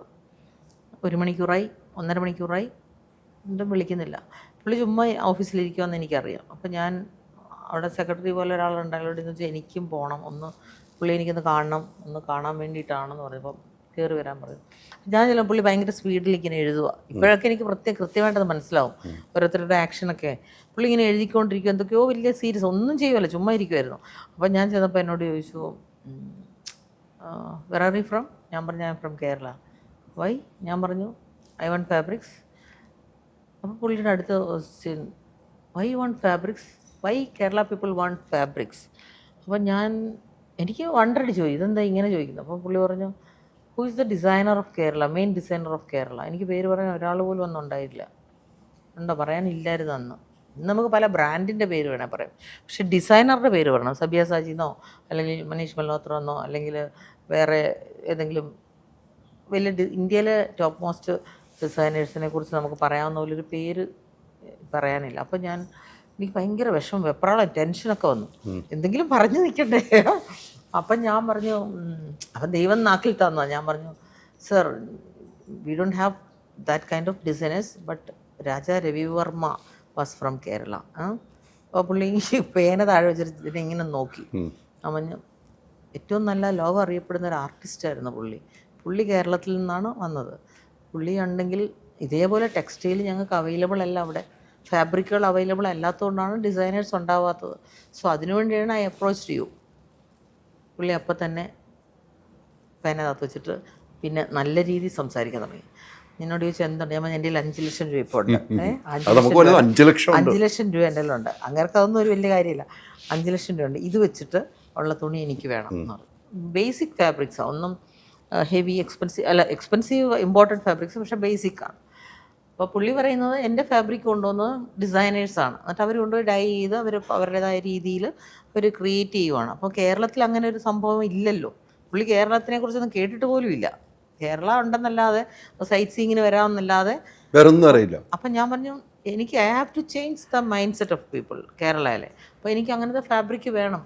അപ്പോൾ എന്നോട് ചോദിച്ചത് എങ്ങനെ വൈറ്റ് കൊണ്ടുപോയാൽ, പുള്ളി വൈറ്റാണ് വെക്കുന്നത്, എങ്ങനെ കൊണ്ടുപോയാൽ വൈറ്റ് കൊണ്ടുപോയിട്ട് താൻ എന്ത് ചെയ്യാനാന്ന് വെച്ചാൽ. ഞാൻ പറഞ്ഞു ഞാനത് ഡൈ ചെയ്തിട്ട് കൊണ്ടുപോകും. എവിടെ നിന്ന് ഡൈ ചെയ്യും? ഞാൻ പറഞ്ഞു ഇവിടെ ബോംബെ ഡൈ ചെയ്യും. ഞാൻ ഇടയ്ക്കൊരു ക്വസ്റ്റ്യൻ ഉണ്ട്, സാർ ഇവിടുന്ന് ഡൈ ചെയ്ത് അയക്കുമെന്ന് പറഞ്ഞില്ല എന്ന് പറഞ്ഞു. അപ്പോൾ ഞാൻ പറഞ്ഞില്ല, ഞാനത് ഐ വിൽ മാനേജ് ഇറ്റ്. എനിക്ക് ഡയറൊക്കെ കണ്ടുപിടിച്ച് പിന്നെ നമ്മൾ ഡൈ ചെയ്ത് കളറുകളാക്കി അങ്ങനെയൊക്കെ കൊണ്ടുവന്നാണ് നമ്മളിങ്ങനെ എത്തിയത്. ഞാൻ പറയാം, നമ്മൾ ആ ഇനിഷ്യേറ്റീവ് എടുക്കണം. സ്റ്റേറ്റിൻ്റെ കൾച്ചർ മാറാനും നമ്മൾ ആ ഇനിഷ്യേറ്റീവ് എടുക്കണമായിരുന്നു. അത് കറക്റ്റ് സമയത്ത് ആപ്റ്റ് സമയത്ത് എനിക്ക് എടുക്കാൻ പറ്റി. അതുകൊണ്ട് ഇപ്പോഴും ഞങ്ങൾ 2 ദിവസം കൂടുമ്പോഴെങ്കിലും പുള്ളി എന്നെ വിളിക്കാറുണ്ട്. എൻ്റെ ഏറ്റവും വലിയ സപ്ലയറാണ്. പുള്ളിക്ക് ഒരു പ്രൗഡ് തോന്നിയ നിമിഷം അതിനോട് പറഞ്ഞു ഒരാൾ വന്നിട്ട്. ഇതൊക്കെ എൻ്റെ ഏറ്റവും വലിയ മനസ്സിലിങ്ങനെ തിങ്ങി നിൽക്കുന്ന സംഭവം ഓർക്കുമ്പോഴേ, നമ്മുടെ ലൈഫിലിങ്ങനെ ദൈവം തോന്നിപ്പിച്ചതാണേലും രാജരവിവർമ്മയെക്കുറിച്ച് വലിയ കാര്യമായിട്ട് അറിയത്തില്ലെങ്കിലും നമുക്കത് പറയാൻ പറ്റി. ശരിക്കും അങ്ങനെയല്ലേ, നമ്മുടെ നാട്ടിൽ എന്തോരം ബൊട്ടീക്സ് ഉണ്ടായി. പിന്നെ ഞങ്ങൾ വരുമ്പോൾ ആകെ 2 ബൊട്ടീക്കേ ഉള്ളൂ ഇവിടെ. ഇപ്പോൾ എത്രയോ ബൊട്ടീക്സ്, എത്ര ലേഡീസാണ് ഇതിലിറങ്ങിയത്. ഇതൊക്കെ നമ്മളുടെ ഇൻഫ്ലുവൻസാണ്. പണ്ട് തുണിക്കട ഉണ്ടായിരുന്നുള്ളൂ, ഡിസൈനിങ് സെൻറ്റേഴ്സിലായിരുന്നു. സോ അതൊക്കെ ആവാൻ പറ്റിയത് വലിയ ഭാഗ്യം. അതുകൊണ്ടൊക്കെയുള്ള ദൈവത്തിൻ്റെ അനുഗ്രഹമാണ് ഇന്ന് ഈ ഷോറൂം. തീർച്ചയായിട്ടും. ഞാൻ അവസാന ചോദ്യം അത് തന്നെയായിരുന്നു. ആ ചോദ്യം ചോദിക്കേണ്ട ചോദ്യമായിരുന്നു. നമുക്കുണ്ടാകുന്ന അനുഭവങ്ങളുണ്ടല്ലോ, സിനിമകൾ കാണാറുണ്ടോ? പിന്നെ തീർച്ചയായിട്ടും. ഏറ്റവും ഇഷ്ടപ്പെട്ട നടനാരാണ്? എനിക്ക് മോഹൻലാലിനും മമ്മൂട്ടി ഒരുപോലെ ഇഷ്ടമാണ്. ബേസിക്കാണ്, എല്ലാവരും പറയുന്നതാണല്ലോ, ബാലൻസ് ചെയ്യുമല്ലോ. ഇല്ല, മോഹൻലാലിനെ എനിക്ക് കുറച്ചും കൂടി ഇഷ്ടമാണ്. എന്ന് വെച്ച് കഴിഞ്ഞാൽ മമ്മൂട്ടീനെ എനിക്ക് ഇഷ്ടമാണ്, പക്ഷെ എനിക്ക് കുറച്ചും കൂടെ മോഹൻലാലിൻ്റെ പടങ്ങൾ കാണാനാണ് കൂടുതൽ ഇഷ്ടം, കൂടുതൽ താല്പര്യം. മമ്മൂട്ടി ആസ് എ പേഴ്സൺ എനിക്ക് ഭയങ്കര ഇഷ്ടമാണ്. മോഹൻലാലിൻ്റെ ആക്ഷനൊക്കെ ഉണ്ടല്ലോ, ത്രില്ലർ, അങ്ങനത്തെ പഴയ മോഹൻലാലിനെ ഇപ്പോഴും ഞാൻ രാത്രിയിൽ ഒക്കെ 2ാമതൊക്കെ 3ാമതും ഒക്കെ കാണുന്ന സിനിമകളുണ്ട് പുള്ളിയുടെ. നരസിംഹം പോലത്തെ ഉള്ള ഫിലിം, അല്ല ആക്ഷൻ അല്ല, അങ്ങനത്തെ കുറച്ചും കൂടി പഞ്ചുള്ള ഫിലിം. അല്ല, പഞ്ചുള്ള സിനിമ കാണാനാ താല്പര്യം എന്ന് എനിക്ക് പറഞ്ഞു. പഞ്ച് പോലെയാണ് വളർത്തിയത്. ഇപ്പോഴും ഞാൻ പപ്പ പറഞ്ഞ എനിക്കിപ്പോൾ അറിയത്തെങ്കിൽ വീണ്ടും പപ്പ പറഞ്ഞതിലേക്ക് ഞാൻ പോയി. അതാണല്ലോ പഞ്ചുള്ള സിനിമകൾ കാണുന്നത്. ഒരു പെൺകുട്ടി എന്ന നിലയിൽ വളർത്തി ഇത്രയും ആക്കിയെടുത്ത് ഇങ്ങനെ യാത്ര ചെയ്യുന്നു, പല സ്ഥലത്തും പല പ്രശ്നങ്ങളും ഉണ്ടാകുന്നു. നമ്മൾ അത് തരണം ചെയ്യുന്നുണ്ടെങ്കിൽ പഞ്ചുള്ള സിനിമകൾ തന്നെ കാണണം. നമ്മൾ പഞ്ച് സിനിമകളിലൊപ്പം തന്നെ സ്ത്രീകളുണ്ടല്ലോ, നമ്മുടെ നടിമാരുണ്ട്. അതിൽ ഏറ്റവും ഇഷ്ടം ആരെയാണ്? നടികളിൽ ഏറ്റവും ഇഷ്ടമാണ്. നടികളിൽ എനിക്ക് അങ്ങനെ പേഴ്സണലി ആരുമായിട്ട് അങ്ങനെ കണക്ഷൻ ഒന്നുമില്ല, നമുക്ക് ഇതിന് വരുന്നുള്ളൂ. മഞ്ജു വാര്യർ എനിക്കിഷ്ടമാണ്, ആസ് എൻ ആക്ടർ എനിക്ക് ഭയങ്കര ഇഷ്ടമാണ്. പിന്നെ പിന്നെ ഞാൻ പാർവതി തിരുവോത്ത് എനിക്ക് ഇഷ്ടമുള്ളൊരു നല്ലൊരു സിനിമ കാണുമ്പോൾ സാരി ഉടുത്തിയ സിനിമകളുണ്ടല്ലോ, ഒത്തിരി ആർട്ടിസ്റ്റുകൾ സാരി, ആ സാരികൾ നമുക്ക് ഇഷ്ടപ്പെടും, നമുക്ക് ആ മോഡൽ സാരി ഇറങ്ങും. ചില ട്രെൻഡുകളാണ്, അങ്ങനെയൊന്നും ഇല്ല ഇപ്പം. ഇല്ല. മിലൻ ഇറക്കി കഴിഞ്ഞിട്ടേ ആരും സാരി ഇറക്കുന്നുള്ളൂ. പണ്ട് വനിത കാണുമായിരുന്നു, ഫാഷൻ പേജ് അല്ലേ, അതെ അതെ, വന്നിട്ട് പോയിട്ട് സാരി കൊണ്ട് ഇങ്ങനെ ഇരിക്കുന്നൊരു കാലം ഉണ്ടായിരുന്നു. അത് കഴിഞ്ഞ് വനിതയിൽ ഞാൻ വിളിച്ചു പറഞ്ഞു, എന്തിനാണ് ഇങ്ങനത്തെ സാരി ഇറക്കുന്നത്, ഞങ്ങളുടെയൊക്കെ സാരി ഇതിലും ഫാഷനബിൾ സാരിയാണ്, നാട്ടുകാരിങ്ങനെ ഈ ഫാഷൻ പേജ് കാണിക്കുമ്പം നല്ല സാരി കാണിക്കാവുള്ളൂ, നിങ്ങൾ ഈ ഫാഷൻ ഔട്ടായ സാരി കാണിക്കരുത്, ഏതെങ്കിലും പൊട്ടിക്കോ ഏതെങ്കിലും ആൾക്കാരെ കൊണ്ടുപോയി കൊടുക്കുന്ന സാധനമായിരിക്കും ഫാഷൻ പേജ് എന്ന് പറഞ്ഞാൽ. സിനിമയിൽ ഇപ്പം ഞാൻ പറയുകയാണെങ്കിൽ സിനിമയിൽ സാരി കണ്ടിട്ട് ഇൻസ്പയർ ആവാൻ പറ്റിയൊരു സിനിമയില്ല. സിനിമയിൽ അങ്ങനെ സാരിക്ക് വലിയ ഇമ്പോർട്ടൻസ് വരുന്നില്ല, അങ്ങനെ ഒരു ഇമ്പോർട്ടൻസ് ഉള്ള പടങ്ങളേ കുറവാണ്. പണ്ട് എനിക്ക് തോന്നുന്നു ഏത് സിനിമയായിരുന്നു, അല്ല മറന്നുപോയി, രണ്ട് സിനിമയിൽ നമ്മുടെ തന്മാത്രയിൽ ആരായിരുന്നു അഭിനയിച്ചിരുന്നത്, നമ്മുടെ മറ്റേ ജയപ്രദ. അത് വേറെ പടം. ജയപ്രദ എന്ന പടം ലാലേട്ടൻ്റെ കൂടെ. ജയപ്രദ എടുത്ത സാരികൾ മിലൻ്റെ സാരി, മിലൻ തുടങ്ങിയ കാലത്തെ. അതിനകത്ത് ജയപ്രദയുടെ സാരികൾ ഭയങ്കര ഹിറ്റായ സാരികളുണ്ട്. പിന്നെ നമ്മൾ സാരി കൊടുത്ത അത് നമ്മുടെ നയൻതാരയ്ക്ക് കൊടുത്തു. നയൻതാര ഒരു ഫിലിമിൽ കോട്ടൺ സാരീസ് കൊടുക്കുന്നുണ്ട്. ഏത് എന്തോ ഭാസ്കറ എന്തോ ഒരു പടം, മമ്മൂക്കയുടെ പടത്തില്ലേ, മമ്മൂക്കയുടെ പടമാണോ അത്, എന്തോ അതിൻ്റെ പേരെന്താ പടത്തിൻ്റെ, ഭാസ്കർ ദ റാസ്കൽ. മമ്മൂക്കയുടെ പടത്തിൽ എൻ്റെ മനസ്സിൽ ഒരിക്കലും സിനിമ പേര് വരില്ല. ആ പടത്തിൽ നയൻതാര കൊടുക്കുന്ന സാരി കൂടുതലും നമ്മുടെ ആയിരുന്നു. ആ സാരികളും നല്ല ഹിറ്റായ സാരികൾ. അത് കഴിഞ്ഞ് അങ്ങനത്തെ ഒരു ഓപ്ഷനുള്ള സിനിമകൾ അധികം വന്നില്ല. അതെല്ലാം ഇപ്പം ലേഡീസാറിനെല്ലാം തട്ടിക്കൂട്ട് സാരികളായിരുന്നു. ഞാനെപ്പോഴും പറയും, ഞാനൊരു സിനിമ പിടിക്കണമെങ്കിൽ സാരിക്ക് ഇമ്പോർട്ടൻസ് ഉള്ള സാരി പടമായിരിക്കും. സിനിമ പിടിക്കാൻ താല്പര്യമുണ്ടോ? ഇല്ല, സോറി അതിലേക്കൊന്നും പോയേക്കാന്ന് പറഞ്ഞായിരുന്നു. ഇല്ല, പ്രൊഡ്യൂസറാകാൻ താല്പര്യമുണ്ട്. അത് സിനിമ പിടിക്കുകയാണെങ്കിൽ ഞാൻ എൻ്റെ സാരി ഇറക്കുള്ളൂ എന്ന് പറഞ്ഞപ്പോൾ അതൊന്ന് ചോദിക്കണമല്ലോ. ഞാൻ പറഞ്ഞത് പണ്ടൊക്കെ നമ്മൾ കണ്ടോണ്ടിരുന്നത്, എൻ്റെയൊക്കെ കാലഘട്ടത്തിൽ ഒരു സിനിമ പിടിക്കുകയാണെങ്കിൽ സിനിമയിൽ ഒരു സാരി കാണാനും അല്ലേ ഫാഷൻ കാണാനും ഒക്കെ കൂടുതൽ പോയിക്കൊണ്ടിരുന്നത്. കഥ വേണം ഓഫ് കോഴ്സ്, പക്ഷെ ഇപ്പോഴത്തെ സിനിമയിൽ അത് നമ്മൾ ഒരിക്കലും പ്രതീക്ഷിക്കുന്നില്ല, കഥ മാത്രമേ പ്രതീക്ഷിക്കുന്നുള്ളൂ. അതെന്തുകൊണ്ടാണ് അങ്ങനെ ആയിപ്പോയത്? സ്ത്രീകൾക്ക് പ്രാധാന്യം കുറവ് കൊടുത്തത് കൊണ്ടാണോ എന്താണെന്നറിയില്ല, അങ്ങനെ മാറിപ്പോയി സാരികൾക്ക്. അപ്പോൾ ആരെങ്കിലും പ്രൊഡ്യൂസേഴ്സ് ഇത് കാണുന്നുണ്ടെങ്കിൽ അല്ലെങ്കിൽ ഡയറക്ടേഴ്സ് കാണുന്നുണ്ടെങ്കിൽ സാരികൾക്ക് പ്രാധാന്യമുള്ള കുറച്ച് വേഷം റെഡിയാക്കി ഒരു സിനിമ എടുക്കണമെന്നാണ് എൻ്റെ വലിയൊരു നമ്മുടെ ബ്രാൻഡൊക്കെ നമ്മൾ ഉപയോഗിക്കാം. ബ്രാൻഡിന് ഞാൻ സാരി വെറുതെ കൊടുത്തേക്കാമല്ലോ. കേട്ടല്ലോ, ഞാൻ എനിക്കതൊക്കെ പ്രൊഡ്യൂസർമാരുടെ ഡയറക്ടർ നല്ല സാരിയൊക്കെ മിലൻ ബ്രാൻഡ് തരും. അവിടുത്തെ ഏറ്റവും നല്ല ബ്രാൻഡ് നായികമാർക്കും കൊടുത്താൻ തരുന്നതായിരിക്കും, ഫ്രീ ആയിട്ട് തരുന്നതായിരിക്കും. സാരിയെ പ്രൊമോട്ട് ചെയ്യുക എന്നുള്ളതാണ് ഈ വർഷത്തെ എൻ്റെ തീരുമാനം. അതുകൊണ്ട് നമുക്ക് അങ്ങനെ പറയേണ്ടതെടുത്ത് പറയാമല്ലോ, പ്രത്യേകിച്ച് താങ്കൾ പറയണം അത്. അതല്ല, ഞാൻ കറക്റ്റായിട്ട് ഉറപ്പ് കൊടുത്തിരിക്കുന്നത്. ഉണ്ടാവും, ഇനി വരും, ആളിവിടെ വരും പുതിയ. അപ്പം എന്തായാലും ഒത്തിരി സന്തോഷം. കുറേ നമ്മൾ സംസാരിച്ചു, ഇന്റർവ്യൂ എല്ലാം സംസാരിച്ചു എനിക്ക് ഇഷ്ടപ്പെട്ടു കാണും എന്ന് ഞാനും വിശ്വസിക്കുന്നു.